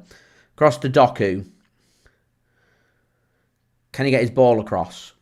He can, but back out for what should be another corner for Man City. And this will be the last play of the first half. Man City could do with just getting on with this corner because the referee... his discretion here is he's entitled to blow the whistle if he wants to. I'd like to see a bit more urgency. It's not, City's right to take this corner. Well, more than through the minute that's been added on. Corner then comes in. It's not a very good corner. And causes a problem, though. Another deflection and out for another corner. Have we got time for that corner? We do. I thought, right, surely this is the last play of the half. City now in a bit more of a rush to get on with this one. More defending. It was a poor corner that from Doku. That poor that Newcastle struggled to deal with it. Can Doku put a better ball in here? It is a better ball in. Newcastle get it clear. Only as far as Foden, who chip shot is headed clear, and Newcastle will get this one clear. And that will take us to half-time. A game with few opportunities. A very physical game. Not too much to report on. This has had the best chance of the half. He skied it with a poor finish. City have struggled to create opportunities. It's just been a bit of a naff game, to be honest. Not really much to report on. It's just a midfield battle that's got very scrappy with both sides lacking a bit of quality in the final third. So yeah, nothing else really to report on. Having a look at the half-time statistics. 41% possession for Newcastle. 59% possession for Manchester City. Newcastle with 2 shots, none on target. Not tested James Trafford. Man City, 2 shots, none on target. Not tested Nick Pope. Newcastle have missed their one big chance through Wissa and he put it over the top of the crossbar. Other than that, nothing really to report on. Newcastle have had 2 corners. Both times James Trafford's managed to fist them clear. Man City have had 4 corners and not done anything from them. And that's a bit disappointing considering how good our corners were at the weekend against Exeter. But that was because we had McAdoo on the pitch and his corners have been far better than what either Phil Foden or Jeremy Doku have put into Newcastle's box. Pass accuracy for Newcastle at 80%, Man City's at 86%. Slightly low that for City, normally around 90%. So shows you just how close and nip and tuck this game is. Newcastle with 138 accurate passes, 221 for Manchester City. And we've had a bit of handbags in the first half between Nico O'Reilly and Joe Linton. So both them players have been shown a yellow card, and a late challenge from Matheus Nunes on Anthony Gordon. He got shown a yellow card, means Newcastle's got 1 yellow card, Man City with 2. No red cards in this game as of yet, but 0-0 in this match at half-time. Remember, full-time score for today isn't going to mean all that much. It just means that if there is to be a winner for this match, the winner will have the advantage going into the second leg at the Etihad Stadium on February 4th. If Manchester City can pick up a result here, going off how Newcastle's form has been away from home this season, which hasn't been great, and what their record is like at the Etihad Stadium, which again isn't great, I would say is very much advantage Man City. So Newcastle could really do with winning this game, and going off how strong their home form is, I would regard this game as a must-win game for Newcastle. At the minute, they've created a couple of opportunities. They've not been clinical, nor have City, and I can see things continuing like this into the second half. They're my thoughts at halftime. Do let me know your thoughts, guys, in the chat. That would be much appreciated. I agree. I think the chair has been man of the match so far. It's provided and helped to give a comfortable live stream for me, and it's done its job. It has done its job. Kudos. You can check out GT Player this chair. Links in the description, at the bottom of the description if you want to go and check them out. Chuck, welcome. Thanks for tuning in. Do hope you are well. We haven't created a single solid chance. We had one good ball played across the 6-yard box. Other than that, we've not done much in that first half, and we could do with certainly creating some more opportunities. I'm just having a look at the bench and where we could potentially find some creativity. I'm looking towards, obviously the young lads, McAdoo, Makasa, could be options for City. Potentially, if you're looking for more agile players who want to give a bit more run in, the likes of Rayan Ait-Nouri and Rico Lewis, but more likely you will get experienced players. So midfield options like Reijnders and Rodri if you want in fresh legs at some point in the second half. And Rayan Cherki probably the big standout name for creativity if Man City want to go down that avenue, which I suspect at some point they probably will. They'll probably want to do a bit of rotation in the next 15 minutes or so into the second half. Antoine Semenyo has not really had a rest. He could do with a rest. It's a shame we've not got Omar Marmoush, because I feel like Erling Haaland could do with a little bit of a rest. But it'd be nice to just see a little rest there for a few of the City players. I'm going to put probably someone like Bernardo Silva's played a lot of minutes, probably do with a rest. Semenyo could do with a rest. Haaland could do with a rest. And I imagine at some point in the second half we will see that. I imagine we'll see some changes made in midfield as well. Not too sure if we'll see any changes made at the back. And if we do, I reckon might be Rayan Ait-Nouri, just purely because he's not had many minutes with City this season and just come back from AFCON. So hopefully be nice, fit, fresh and ready to go. So we'll see. Ait-Nouri, definitely an option. Definitely an option. A Rodri rocket. We could do with a Rodri rocket, really, couldn't we? I like a Rodri rocket. Kieran, thanks for tuning in. Do hope you're well, Kieran and Julie. Oh, you are spot on, Kieran. It's exactly what you do with a two-leg tie. You keep it nice and tight. You keep it nice and close. And City will want this the same in the second half. If City can limit Newcastle to just a couple of opportunities, a couple of goals, a couple of opportunities, a couple of shots, but no goals, and this game finishes 0-0 and City create absolutely nothing, Man City will be delighted with that. Pep will be delighted with that. Because remember, like I said at the start of the stream, this game is all about getting a result today. Man City get a result today, a draw or a win, and we are firm favourites heading into the second leg. And it's that second leg that's going to decide everything. So, yeah. All about the results at this point in the season. All about the results. And I think coming to St James's Park and picking up a result today, a draw or a win, is a cracking result as far as I'm concerned. There aren't many teams that come to St James's Park. Let's not forget, Newcastle haven't lost. As far as I'm aware, I don't think they've dropped any points at home since September. And it's only Arsenal that's managed to do so. And Arsenal are a very good team. Very good team. And I think if City in second half here, we're not going to go a full 90 minutes of not having any shots. City will create some opportunities and they will have shots. And as I said before, when Newcastle are, sitting so deep, start having some shots, 25, 30-yard shots. Have some Rodri rockets and things. Just have some shots, test the keeper, deflections, rebounds, bring them into play. Make things happen. Newcastle will be saying the same thing. Long-range shots. If you can't get in and around, shoot on sight. You get an opportunity for a shot on goal, take your opportunity and have some shots, ask the questions and make things happen. I think Man City, though, are just happy to keep this real tight. I'm going to go back to what I said at the start of the stream, which I'm still thinking right now, which is I'm thinking to myself, what's the best way for Man City to go through? And I feel like the best way for Man City to go through is keeping this game tight, keeping things narrow. And if we can continue to do so, gives us a good leeway into this tie. Sounds real negative, and I'm not doing it to be negative, but it's just a case that we want to ensure that we've got something to work with going to the Etihad Stadium. That's all we're looking at here.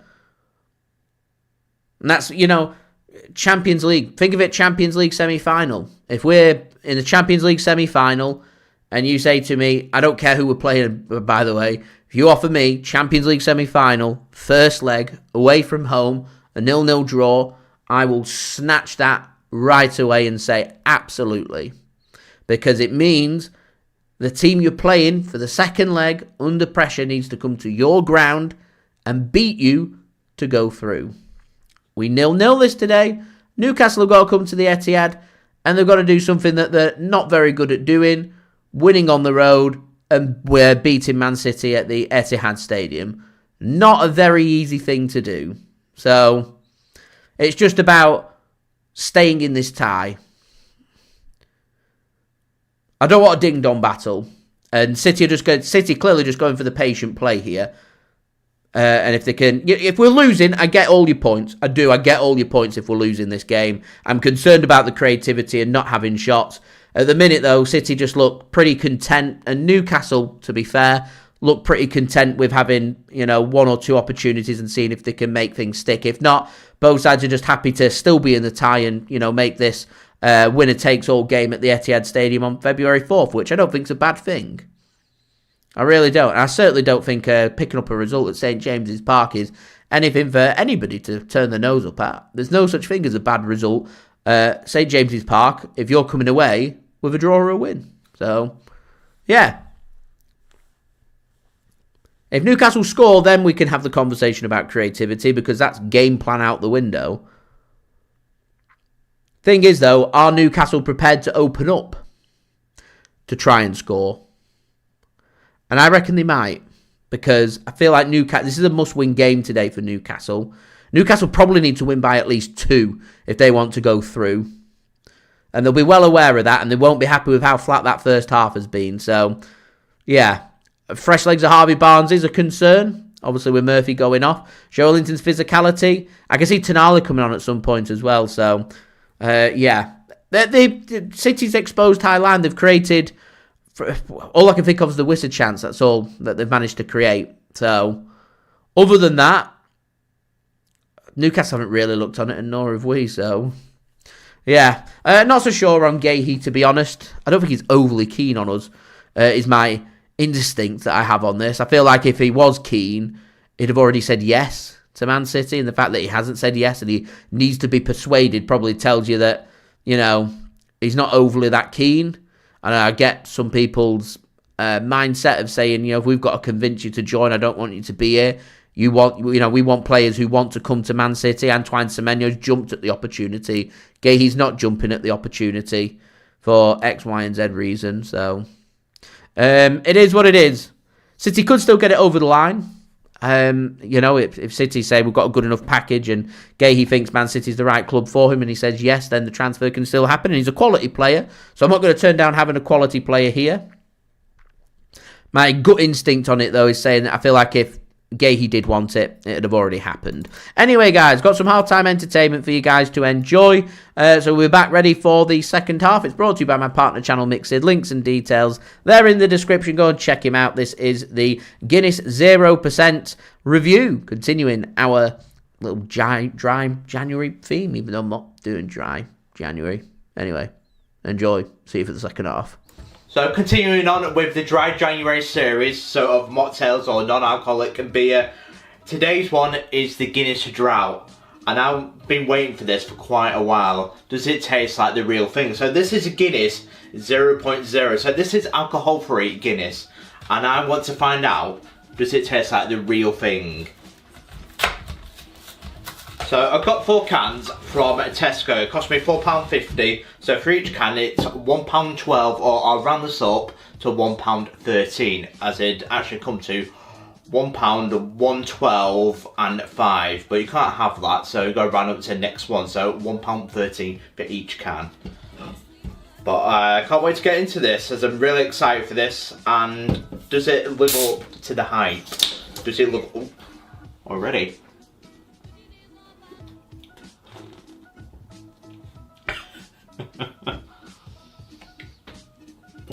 Right. Took me by surprise, that. Took me a little bit by surprise.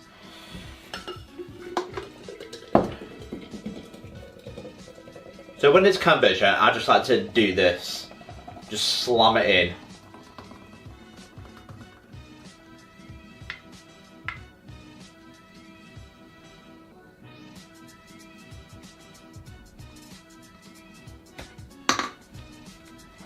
How do you do your Guinness? When it's cans, I like to just drop it in like that, as I think it looks the best that way. As I've tried it previously tilted, it's not quite as good as just slamming it in. But if it's on draft, I'd go sideways, how you should do it. But for some reason it just works, I don't know why, from the can.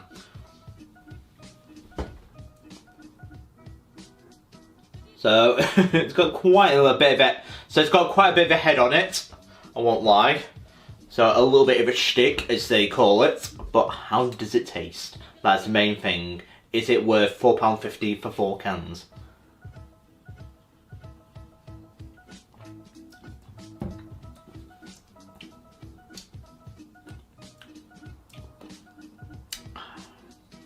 It's quite nice. You can notice the difference though, that's one thing I will say. I can notice the difference between Guinness and the non-alcoholic version of Guinness.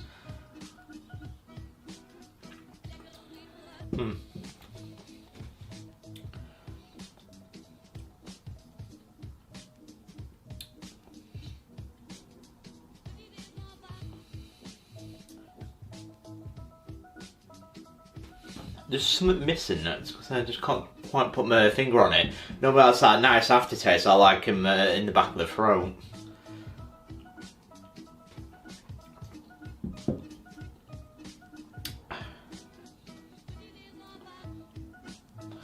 But it's alright, I don't mind that. Certainly if you don't like your alcohol, I'd recommend this, but if you like your Guinness, I'm not too sure you would.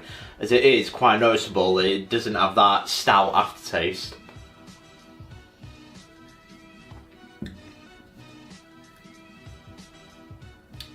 But I can drink it, one thing I will say. But there is a bigger difference with it.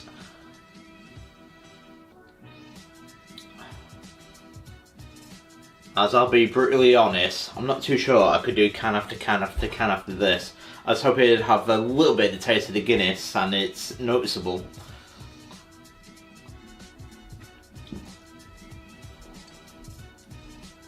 It's like a very watered down Guinness. One thing, that's how I describe it perfectly, like a very, very watered down Guinness. So overall, I think it's good. But if you like Guinness, I'm not too sure you'd like it. I am a big Guinness lover. I do love my stout, especially Guinness as well. But yeah, I certainly had to try it anyway. But I think it's a good idea from Guinness. But I just like to have it. I just wish it tasted more like Guinness. Instead, it just feels a very, very, very, very light version of it without the stout aftertaste.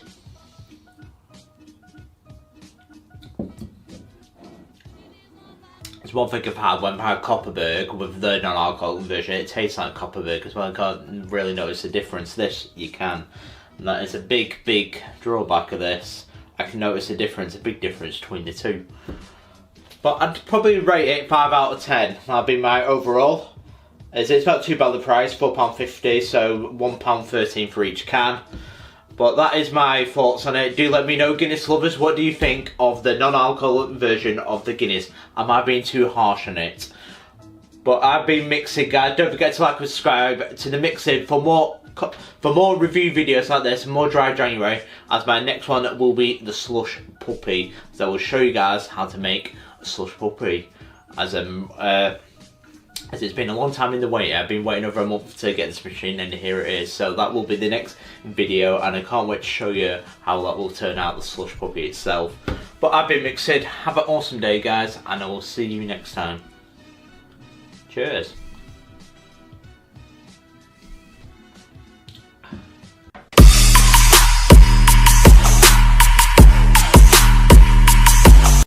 And a big thank you to Mixed for providing today's half-time entertainment. Right, we have had a kick-off here for the second half. City had a free kick, put it into the box. Wasn't very good, and it got cleared. I'm just trying to sync up the clock. There we go, yeah, synced up. Good stuff. Sorted. Right, see what the second half brings. I can't see any changes that have been made.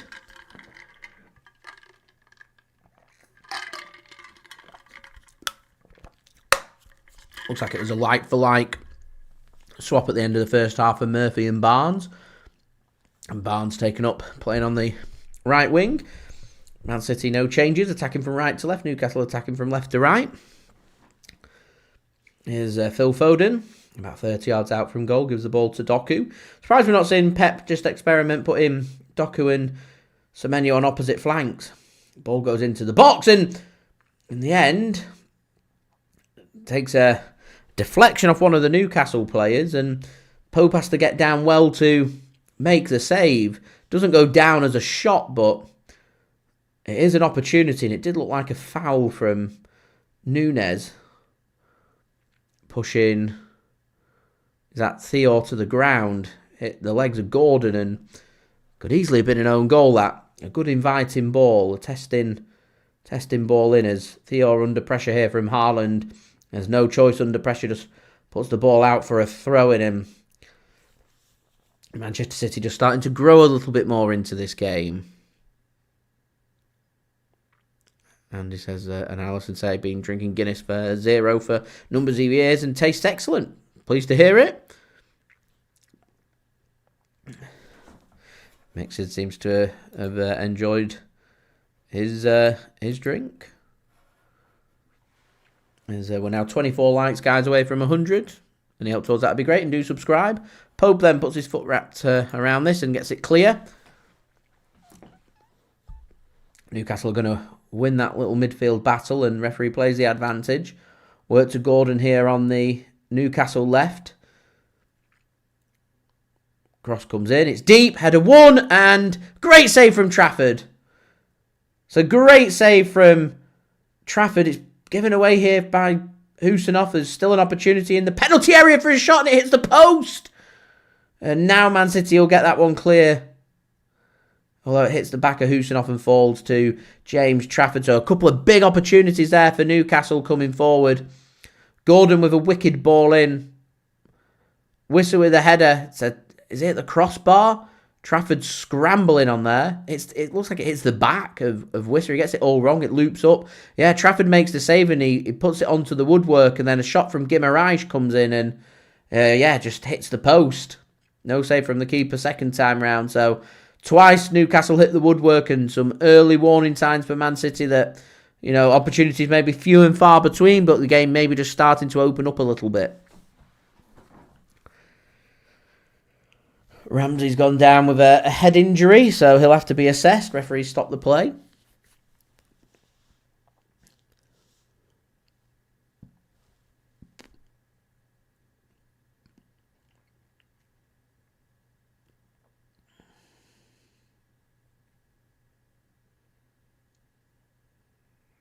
I think there's a slight connection from the arm of Doku on the head of Ramsey is why he's down holding his head. So just goes through the concussion tests here just to make sure he's okay to continue. Which, slight brush in there from Doku, but I think he'll be alright to continue, to be honest. Remains 0-0 here.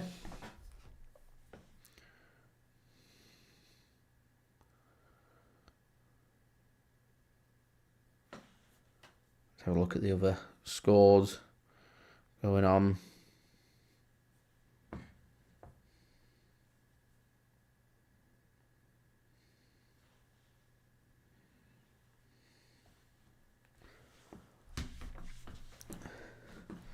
A wicked ball in. Loops up from Wisser. It's a great save from Trafford.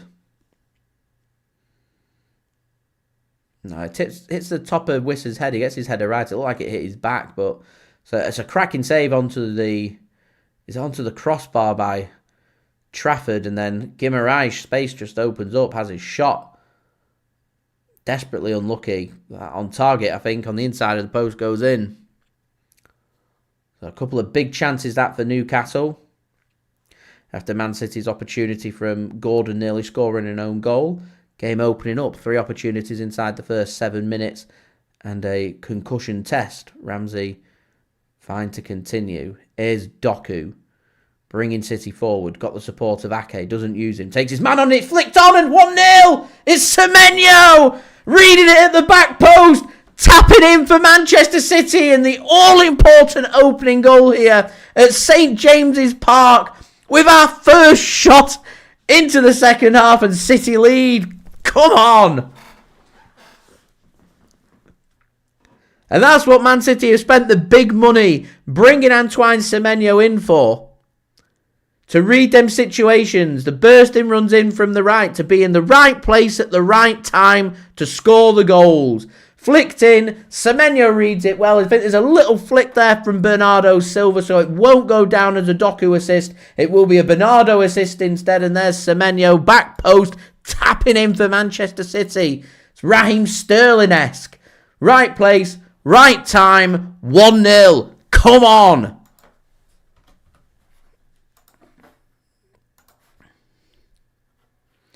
Top quality stuff from Manchester City.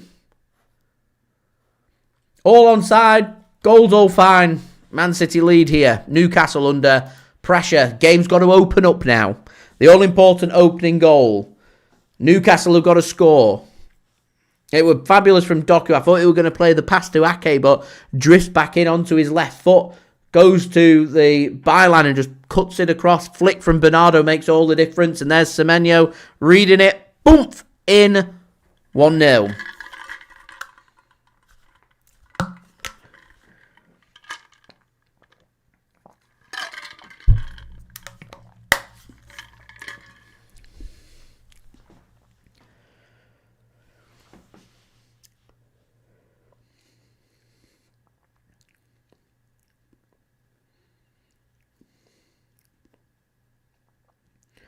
Long ball launched forward from Newcastle then. City got a hold firm defensively. Newcastle will come at City. The changes will come. The chase in the game. We need to continue to do what we need to do. Don't be scared to knock the ball around and create opportunities. Semenyo then for City.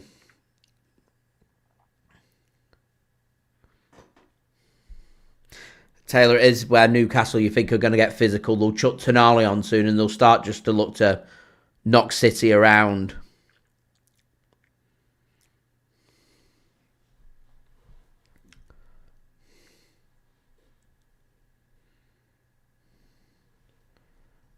That's a good floated ball across to Doku. Lovely touch here from Doku. Can he get another good ball across? It's blocked. O'Reilly goes back to Ake. Yes, Julian, we do need the Semenyo emoji. I'm telling you, I've got a good feeling about him. Got a real good feeling about him. Since joining top scorer, he knows what he's doing. No, away goals don't count.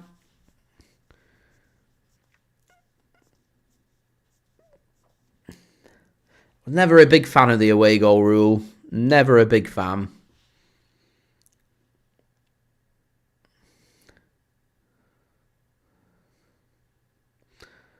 Game is just starting to open up now. Newcastle just got a bit more zip about them.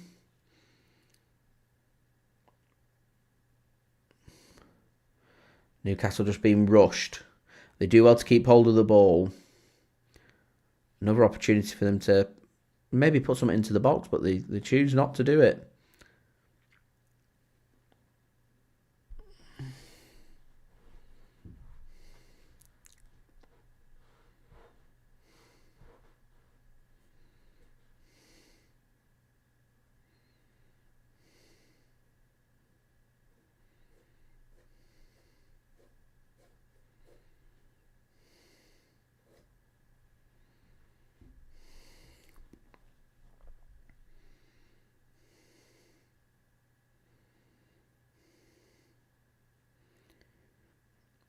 Newcastle then play a ball forward into Wissa.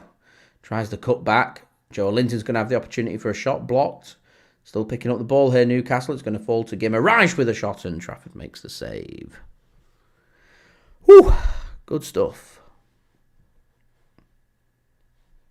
Boomf. Good stuff. He's very likeable, Semenyo. He's cracker of a lad. I've got a feeling he's going to be a good signing. I've got a feeling it's going to be a real good signing for City, I think.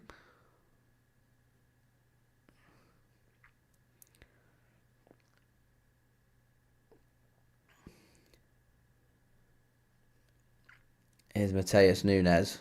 Cuts that off well to Trafford. And that was one of the worst kicks I've ever seen from Bernardo Silva. Did anyone else's heart just stop then when Bernardo Silva played that awful back pass? I thought it was going into the back of the net. His pass to Max Lane was very inaccurate. Played right across the face of goal. Bernardo recognises it is his mistake there. Scared the life out of me.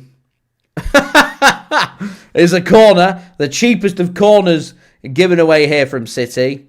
I was very fearful he was just going to whack it into his own goal there. I'm laughing and smiling about it now, but Newcastle look pretty good on these set pieces. Another ball comes into the box. Header one! And that gone out of play for a corner. That was a bit of a mess. That was right into the 6-yard box, that. Looking for Botman. Eventually City can get that one clear, and I think it's Semenyo who knows nothing about it. Absolutely nothing about it. Makes the block. Trafford managed to get a fist in there as well. Bit of a mess. Same's coming in from the other side. Trafford gets a fist onto that and gets that one clear. Newcastle asking the questions from these set pieces, so we can't afford to be giving away cheap set pieces. Good defending that from Pep having an argument here with Hall. Pep not happy that he refused his little high five. Taylor, our set piece coach, is James French, brought in the summer. We've been chopping and changing our set piece coaches. Brought James French in from Liverpool to try and shake it up. Meant to be a set piece expert, but our set pieces I think have looked better this season than last season, but they're not amazing. Not amazing. So we are preparing a couple of subs. I think it's Reijnders and Rodri that's going to be coming on very soon for City. That's a lovely little dink pass there from Bernardo for Jeremy Doku. So it's going to be the hour mark that City decide to make the changes. I thought it was going to come on the 70th minute. So we're going 10 minutes earlier here at Manchester City. Here's Haaland into a good area in the box. Another shot comes in from Foden, and In the end, Haaland took to try and stab an effort forward, and it goes out of play for a corner. Rico Lewis also going to be coming on here for Man City. So 3 players, fresh legs for Man City into midfield. City going to make these changes before the corner's put in. So first change is Nico O'Reilly is going to come off for Rodri. Shirt tucked in. We like that from Rodri. O'Reilly shows his appreciation to the City faithful. Up in the gods at St James's Park. Julie asks, what is the chant for Semenyo? Bournemouth had a chant, didn't they, for him? Reijnders is going to be coming on for City as well. I think he's coming on for Phil Foden. And then, interesting one for Rico Lewis. Who's he going to be coming on for?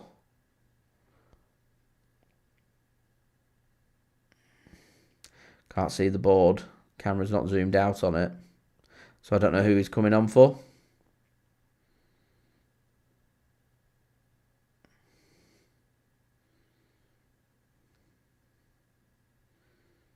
It's going to be Matheus Nunes. There we go. Marmoush should be back in the next couple of weeks. I think he should be available for the match against Wolves. So, 3 changes. Corner for City. Reijnders. Flicks one in. Headed down! It's Semenyo again! It's 2! It's the first thing Reijnders has done. Comes in, puts a quality ball in from the corner. And it's Semenyo wins the header. And it's 2! Antoine Semenyo making all the difference for Manchester City. All the difference. And Man City need to say a big thank you to whoever changed the rules of players no longer being cup-tied, because it's paid dividends here for Manchester City. A crucial second goal at St James's Park. Come on. He just stabs it home. Poor defending from Newcastle. So poor. It's Wissa that doesn't pick up Semenyo. Just flicks it in with his knee.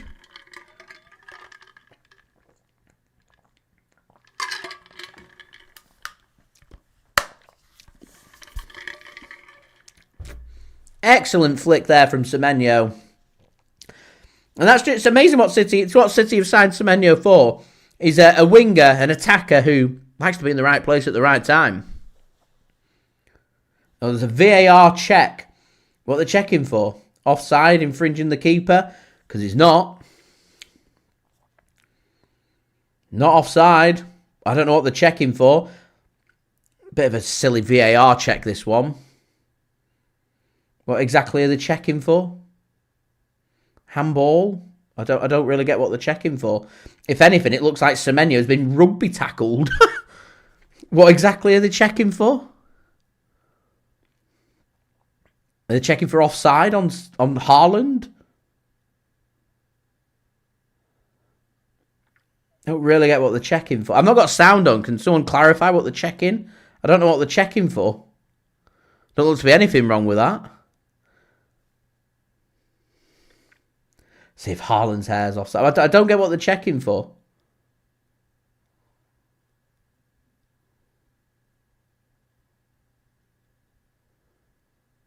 Are they checking for offside?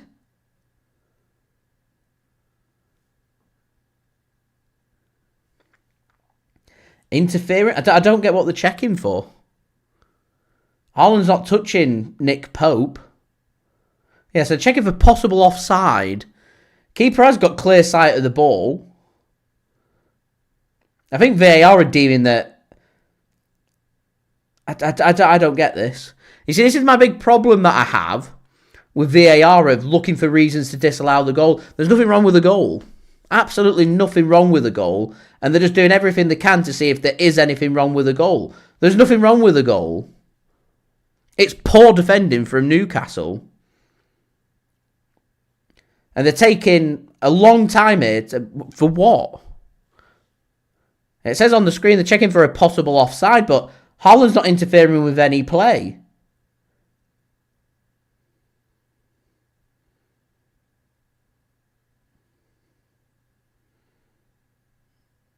He doesn't even look to be offside. Anyway, in the meantime, Newcastle are preparing some substitutions.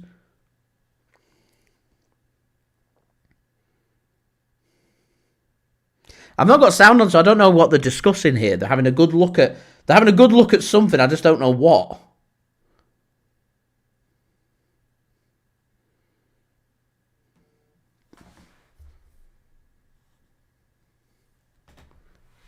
I don't really get what they're checking for. They're discussing if Haaland's past Pope, but there's a defender past Pope.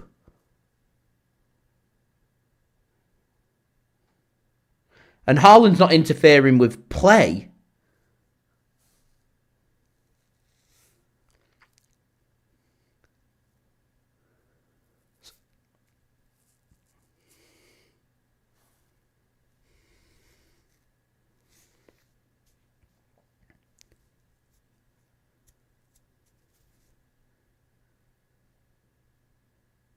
They're saying that he's offside.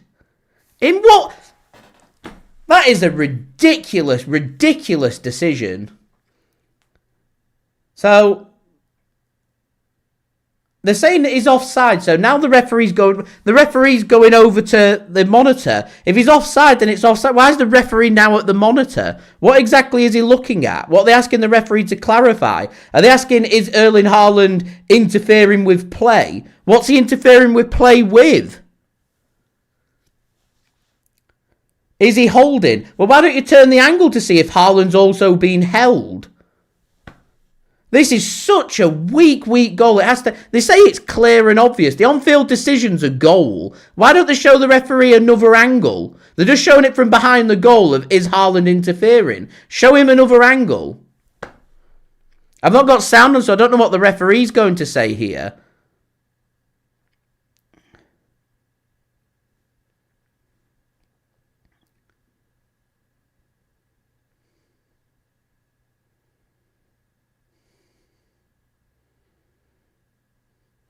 Absolutely ridiculous decision. So I think the goal's been disallowed. A disgrace of a decision, that. Absolute disgrace of a decision.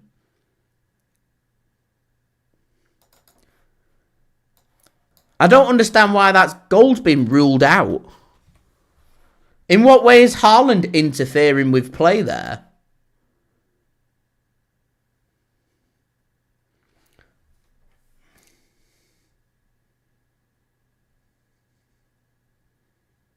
I don't get what they're checking for. I don't get how they've come to that decision. I really don't. I presume that they've deemed Erling Haaland's interfering with play and he's stood in an offside position is, I presume, what they've given there. My thing about it is, in what way is Erling Haaland interfering with play? He's nowhere near the keeper and both players have got hands on each other. Ludicrous decision. Absolutely ludicrous decision. Tonali, Elanga and Voltamadi's come on for Newcastle.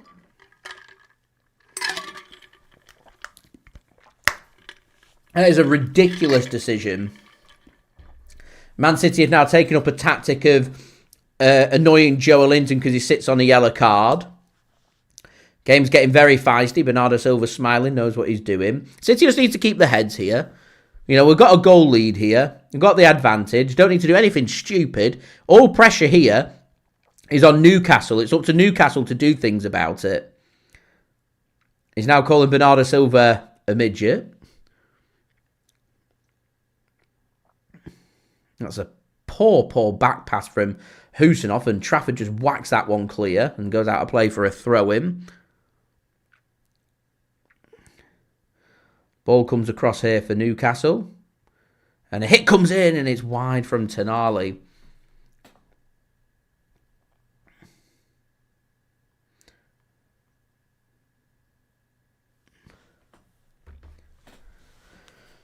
Good hit that from Tonali.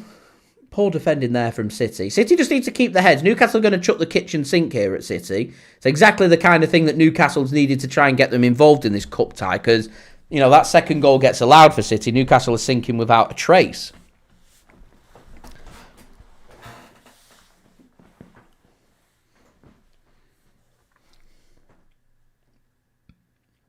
City just need to keep their heads. Don't need to do anything stupid. Nothing stupid. Spaces here, left, right and centre. Here's Haaland, gives the ball. Reijnders has a shot blocked and out for a throw-in to Manchester City. Fact remains, though, here, City still leads. You know, it's not the end of the world. It's a terrible, awful BS decision. But we don't need to dwell on it. We're still in control. We're 1-0 up. Newcastle need to do something. We just need to do our thing. We've got space if we want to utilise it. Here's Semenyo. Drives the ball across. Defended well by Newcastle. Semenyo. Can he get there first ahead of Hall? He can't. Hall's defended well today. He does slip at the vital stage there. Here is Bernardo Silva. I do wonder how long it's going to be before Newcastle think about taking Joelinton off, because he looks like a loose cannon right now. And if I'm Man City, I'm winding him up. The crowd are riled up. The City just got to deal with it. City have got control of the ball. They've created opportunities. Just stick with them. Here's Doku, drives forward. Joelinton will get that one clear for Newcastle. Header won there by City. Push in the back means a free kick for Manchester City.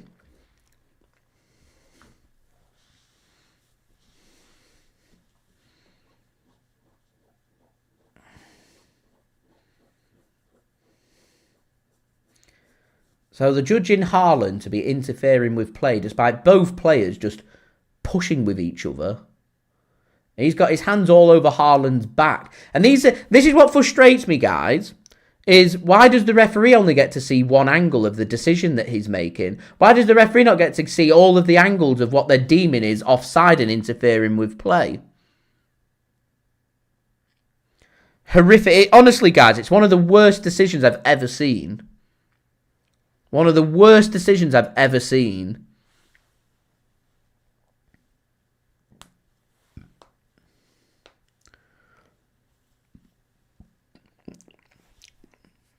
There's a follow through there from Bernardo Silva and he'll be into the book.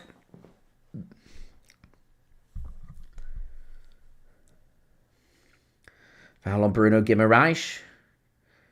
Guimaraes hasn't been as riled up as what he normally is.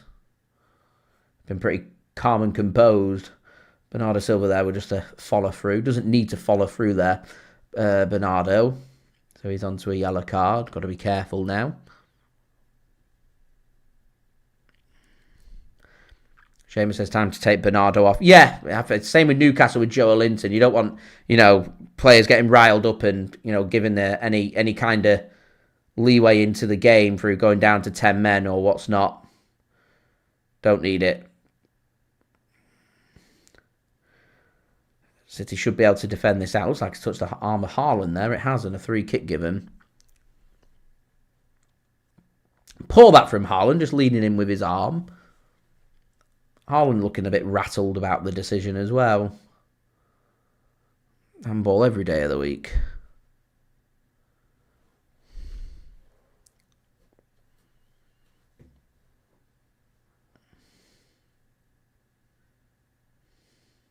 Right, more defending here for City to do off the set piece. Again, just what I said before about, why Man City giving away silly, stupid set pieces.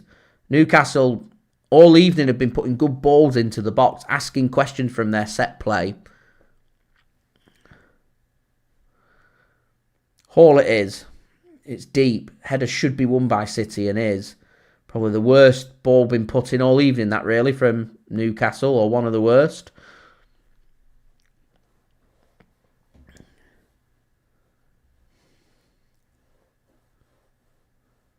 Rayan Cherki going to be coming on here for Manchester City very soon. I reckon this will be for Bernardo Silva.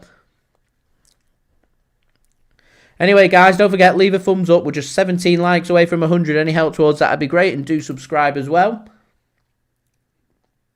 Here's Joelinton. Gets a little push in the back from Tijjani Reijnders. Have another pop at him.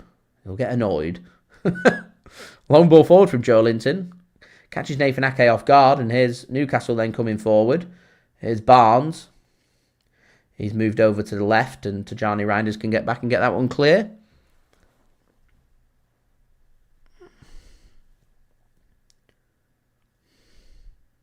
I presume it'll be Cherki for Bernardo.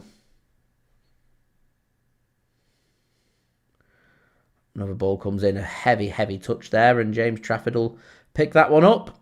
Wants City to get on with it. Here's Ake bringing City forward into the final 15.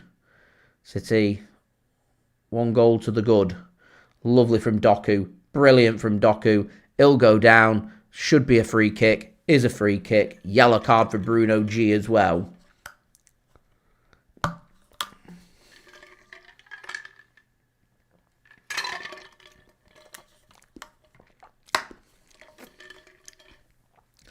This stays the same for City, and if Newcastle want to go through, they've got to come to the Etihad, win, something they don't normally do, and score 2.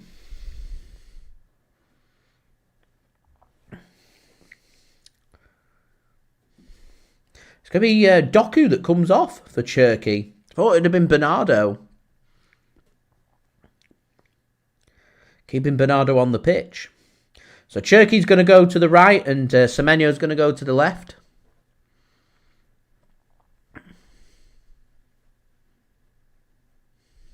Dick Turpin would have been proud. I agree. I think we've been robbed of a second goal.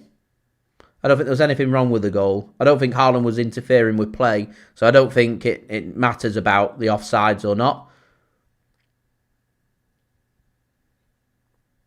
You can argue he's stopping the other player from getting towards the ball, but the other player's too busy putting his arms on Haaland and wrestling him in case he gets involved anyway. So, yeah, Doku off. Odd one. Newcastle need to get this one clear. Heavy touch, though. Bernardo Silva runs it out of play for a goal kick.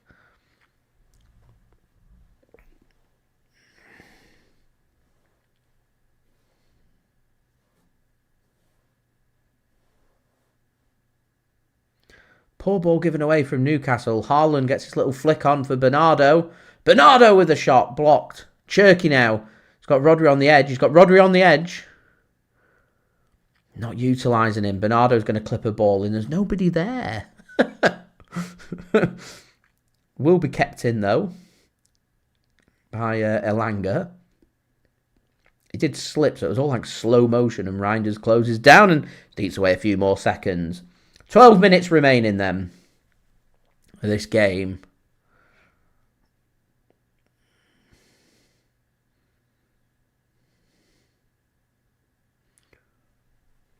Ian, thanks for tuning in. Good morning to you from Australia.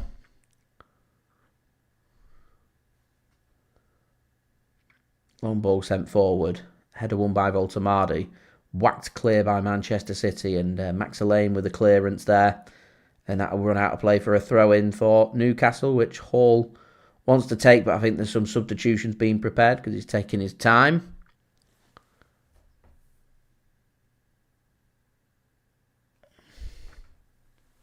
I do mean Godry. Oh no, taking the throw-in now. That was bizarre. This game's been a bit bizarre. JSK, thanks for tuning in. Goals come from Antoine Semenyo today. Should have had a second in my opinion, but it was ruled out. So we're all having a moan about it being ruled out. Because we don't agree. At the minute, it doesn't have any impact on Man City. All it impacts is, we win by 1, not 2. So we're into the final 10 minutes, though. City have actually navigated this second half very well. My most frustrating part is I felt like they were just looking for any reason to disallow the goal. You could tell as soon as the VAR check was there, like there just didn't look like there was just anything wrong with the goal. And as soon as VAR's having a good look at it, they're just searching for a reason to disallow the goal. And, we look for clear and obvious. Is there anything clear and obvious? Is it clear and obvious that Erling Haaland's interfering with play? We're all pretty partial on here. So the fact that none of us can agree tells me that we're not looking at clear and obvious here. We're looking at something that's subjective, which again, just for me, it needs complete clarity. It's got to be completely factual to overturn a decision, because otherwise it just makes referees become reliant on as Cherki has a shot which nearly went through the legs of Pope. Newcastle get it clear in the end. The referees become over-reliant on VAR making all the decisions for them, and I can argue a case that has become a case in the Premier League, that the officials are just too over-reliant on VAR doing anything for them. If the referees looked at it in real time and said, I don't think there's anything wrong with the goal, original decision is the goal stands, then it's got to be completely factual to disallow that goal.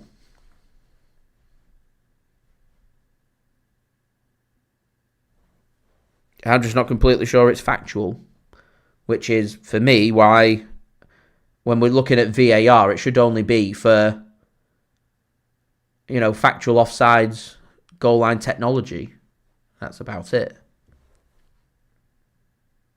Everything else is just subjective. It's subjective by saying, do you think Haaland's interfering with play? Because some will say yes, some will say no. I've already had non-City fans messaging me saying, I don't think that should have been disallowed. They're impartial, they're not a City fan, and they think it's a bad decision. Newcastle fans will think it should be disallowed. So, anyway, it doesn't matter. It does not matter. Minutes is what matters. 8 minutes to see out here. That's what matters. 8 minutes. We're 1-0 up. We're 14 likes away from 100 likes. Let's get the likes up. There's NFL as a flag on the play there for the goal going in. There's another yellow card out. The referee's lost a bit of control in this game. Rico Lewis goes into the book, delaying the game.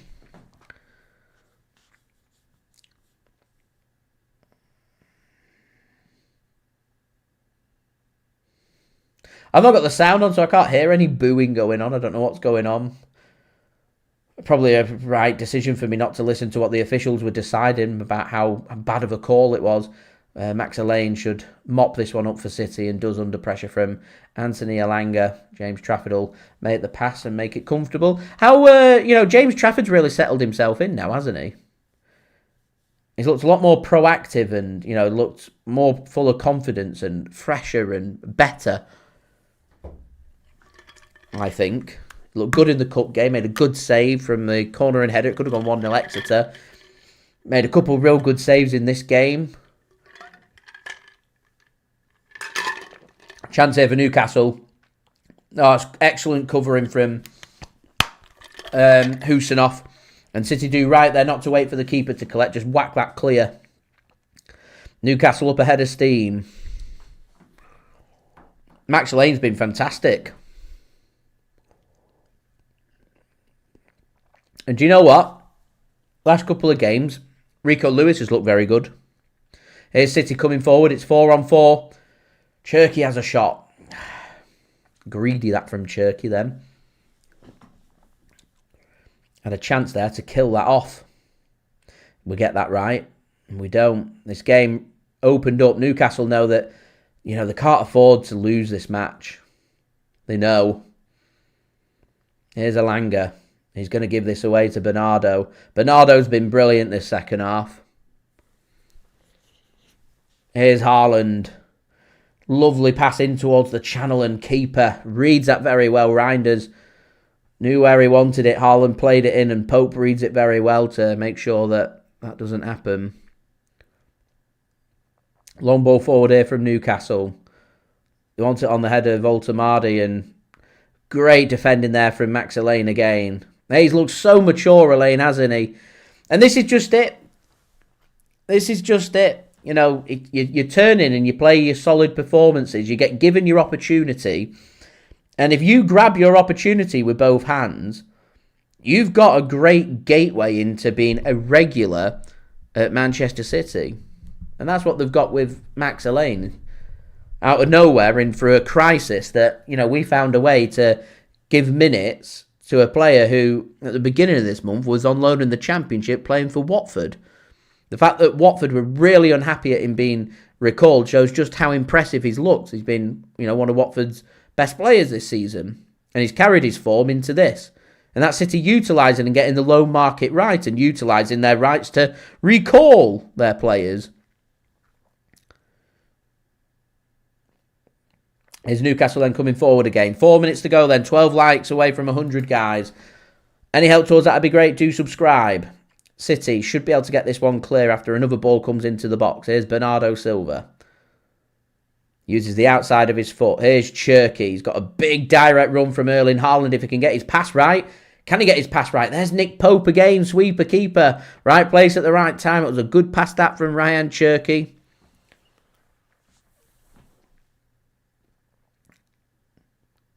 Real good goalkeeping from Nick Pope. And this has been a much more eventful second half. Anyway, Kieran Trippier. He's going to come on. Former Man City man. For Bruno Guimaraes, he's going to come off. His race is run. He's going to come off and Kieran Trippier is going to come on. As we're now 11 likes away. City preparing a change as well.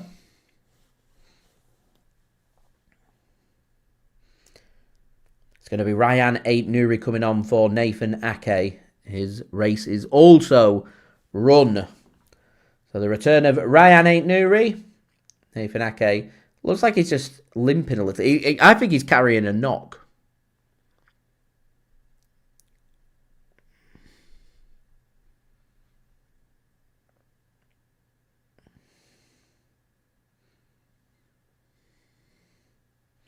So Ait-Nouri comes on. Job here for Man City to get done in the next few minutes.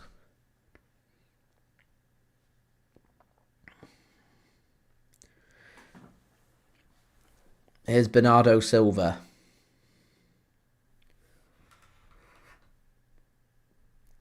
It can't be a draw the next time we play Newcastle in the Cup on February 4th. Cannot happen. Also, was it you, Andy, that said it's your birthday on February 4th? Happy birthday for February 4th. It was you.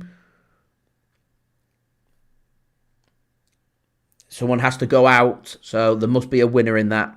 A big happy birthday to you. Could be a very exciting birthday as well. City making it to Wembley for a cup final at the minute. Man City are in a very good position. Let's just put it that way. Very good position. We do have a job to see out here at St James's Park.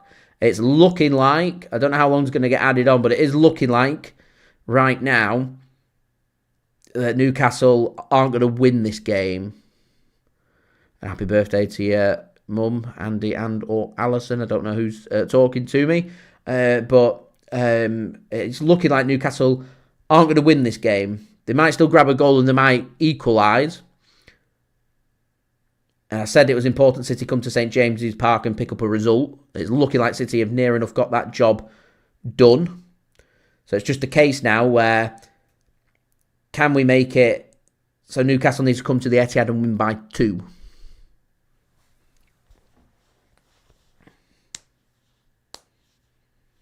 It's not part of the agenda. They won't speak about that disallowed goal when it comes to speaking about referees and Man City having, buying referees and, referees being biased towards City.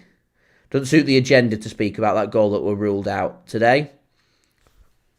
There will be a fair chunk added on. We've had a goal, a disallowed goal, loads of subs made. It's probably looking at about 8 to 10 minutes that's going to get added on here. Here's Newcastle coming forward. Again, each other's way, and Rodri should get the job done here for Manchester City, and that will be a free kick for City as well. Birthdays galore. My mother-in-law's birthday on February 4th as well. Birthdays galore.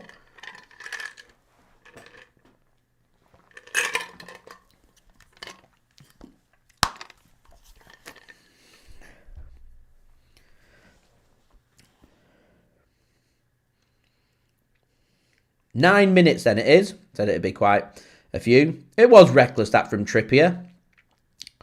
Goes through the back. Should be a yellow card. It is. Right, 9 minutes then. It is a yellow card. 9 minutes then for City to see out. What are we on likes-wise now? Nervous 90s. 10 likes to go, guys. Any help towards that would be great. Let's make it a 100-like live stream. That would be absolutely brilliant.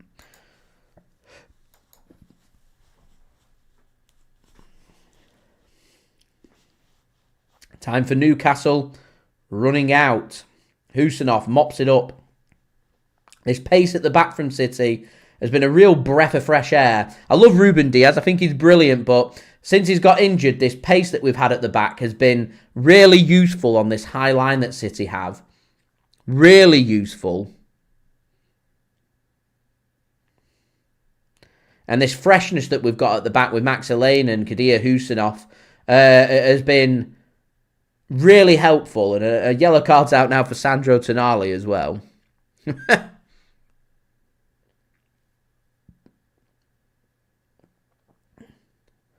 Follow through there on Bernardo Silva. They really don't like Bernardo Silva, do they?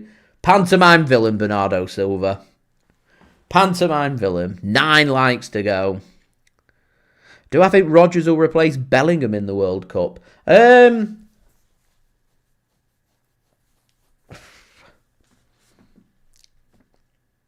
No, I don't think he will. But maybe he should. He's looked good, Morgan Rodgers, for Villa this season. I've not been all that impressed with Jude Bellingham. 8 yellow cards in this game. That's crazy. Been a feisty game of football, this. Feisty game. Ooh. Here's Cherki. Cherki with a shot, and it's tame. Straight at the keeper. There was a big chance that for Rayan Cherki. Space opens up. He's got loads of space. I'd expect a much better effort there from Rayan Cherki. A much better effort.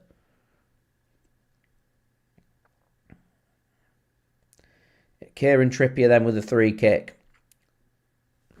For Newcastle. They want to launch this forward. And the yellow card's out again now. Who's this for? Is this for Pep? It should have been 2. Pep's getting a yellow card now. Is that for Pep or is it Pep Leenders that's getting the yellow card?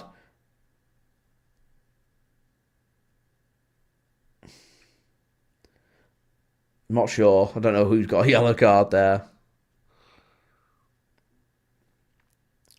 Right. More defending for City to do. Ball looped up. Header won by Manchester City. Second ball won by Newcastle. They're into a crossing position here, which Barnes will do. It's a great ball in and the flick on comes in and it goes wide. It's gone to Pep Leenders. The yellow card. Thank you for the clarity there, Taylor.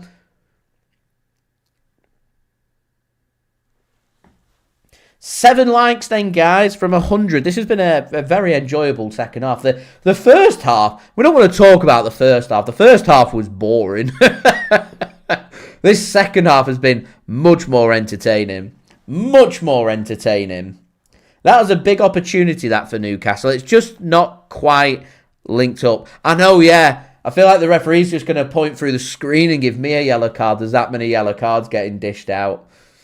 Just because I expressed my unhappiness about that terrible decision. I getting yellow carded for dissent on that awful decision the referee made to disallow the second goal for Antoine Semenyo. Right, 5 minutes to go, guys. 5 minutes. We're 6 likes away, guys. Can we make it a 100-like live stream? Here come Newcastle. Forward again. More defending for Man City to do. Challenges coming in left, right and centre. Rodri gets his foot onto it, but it's given away again. Here's Hall. Cross comes in from Joelinton. Ait-Nouri wins the header. Trippier backs off, plays the pass back. Newcastle keep hold of the ball here. Clock continues to tick. Here's Tonali. To Elanga, back to Tonali. Another opportunity for the ball to come into the box. Floated out wide. Here's Barnes. Overlap. In. Cross. In. Header. Won by City. It's looping up and onto the roof of the goal and out for a corner for Man City to defend here. Very lively game here. 4 minutes for Man City to see out. Newcastle's set pieces have been very good today. They've caused City all kinds of problems. Newcastle's fifth corner. Voltamardi's in there. Joelinton's in there. Can they make it work? Botman's in there. Corner comes in. Into that 6-yard area. Headed clear. That Rodri winning the header. Shot comes in. Blocked. Header won by Newcastle. And Trafford there. Told you he's much improved, James Trafford. And look how quick he is to get City underway here. Here's Semenyo. Skips past Trippier. Into the area. Ball gets played across and it's well defended by Newcastle. And that'll be a corner. More time wasted. Good stuff this from Man City. Newcastle have got cramp. 3 minutes. 3 minutes, guys. We're 4 likes away. 3 minutes remaining. Let's make it 100 like live stream, guys, once more. Good testing ball that from Semenyo. Well defended by Newcastle. Newcastle have defended pretty well in this game so far. If I'm City, I'd definitely put in a ball in the box here. I don't think I'd start time wasting. The time wasting here. And I'd have put a ball into the box and ask some questions then of Newcastle. Should be a throw-in for City. And it is. Rayan Cherki cupping his ear to Newcastle. Oh, man. Throw-in then for Man City. Rayan Ait-Nouri to take the throw-in here. City in no real rush to get on with things. Here's Bernardo Silva to Ait-Nouri. City working the ball backwards to Bernardo. Here is Rodri. Got some options on the right. Khusanov wants to hook it back to the left to Ait-Nouri. Here is Semenyo. Just about ball retention here for Manchester City. Dinked ball in looking for Ait-Nouri. It's out of play for a throw-in to Newcastle. 2 minutes, guys. 4 likes to go. 2 minutes remaining. Pope's got to send this long. He's got his kick all wrong. You can hear the groans.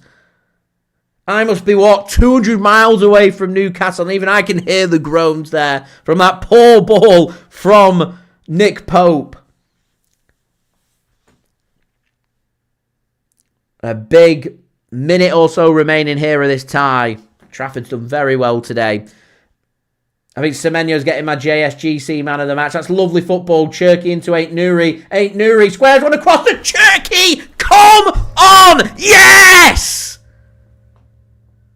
There is that second goal. And it's Rayan Cherki for Manchester City. Sealing the deal at the end.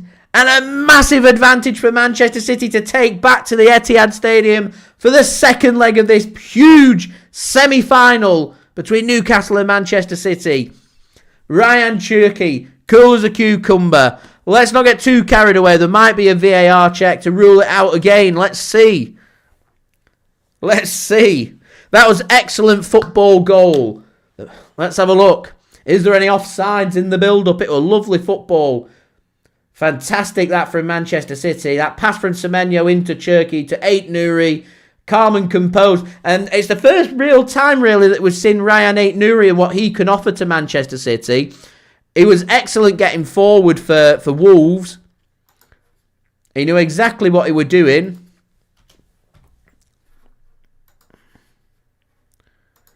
Excellent, excellent stuff from Manchester City. And they deserve that. They do. They deserve that. What a feisty game of football. What an enjoyable second half. 3 likes to go. If that's not worthy of 100 likes, I don't know what is. Here's Newcastle. Final roll of the dice. Cross comes in. It's too deep. Out for a goal kick. St James's Park. Empty seats galore. It's emptying. And there's the full-time whistle.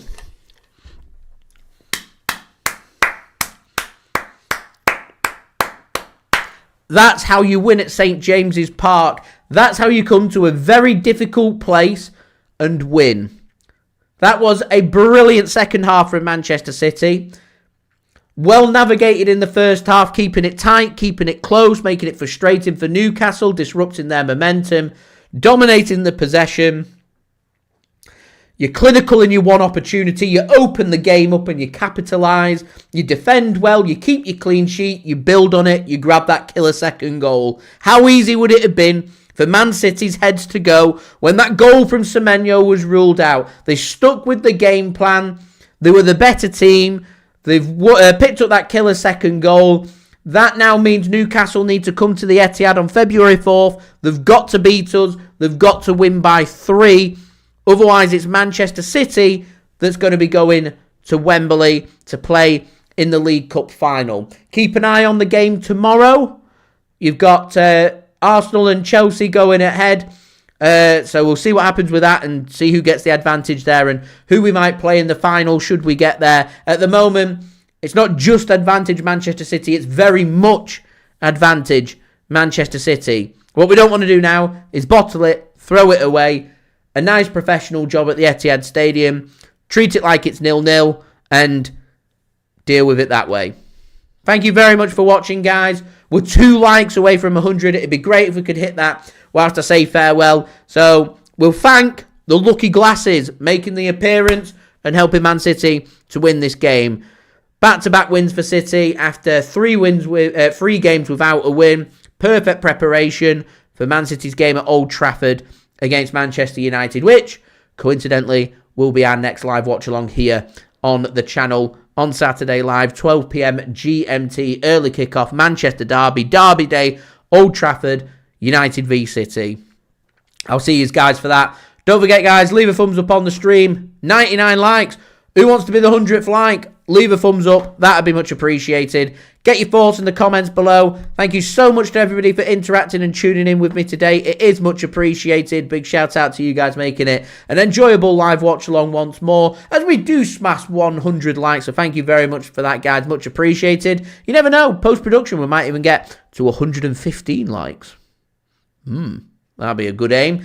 Also, don't forget as well to subscribe to my channel. It is free to subscribe and social media links there in the description. If you want to go and follow me on my X, Instagram and TikTok, email also in the description too if you want to hit me up for any sponsorships for any videos or any general business inquiries. And I'll see you all again on Saturday for the next live stream. So I've been JSGC. I'll be back in about an hour's time with my match reaction for this game, giving more of my thoughts of this win for Man City. So I'll see you for that. If not, next live stream Saturday, I'll see you then. So I've been JSGC. Thank you everyone for watching. Hope everyone is safe and well. Peace.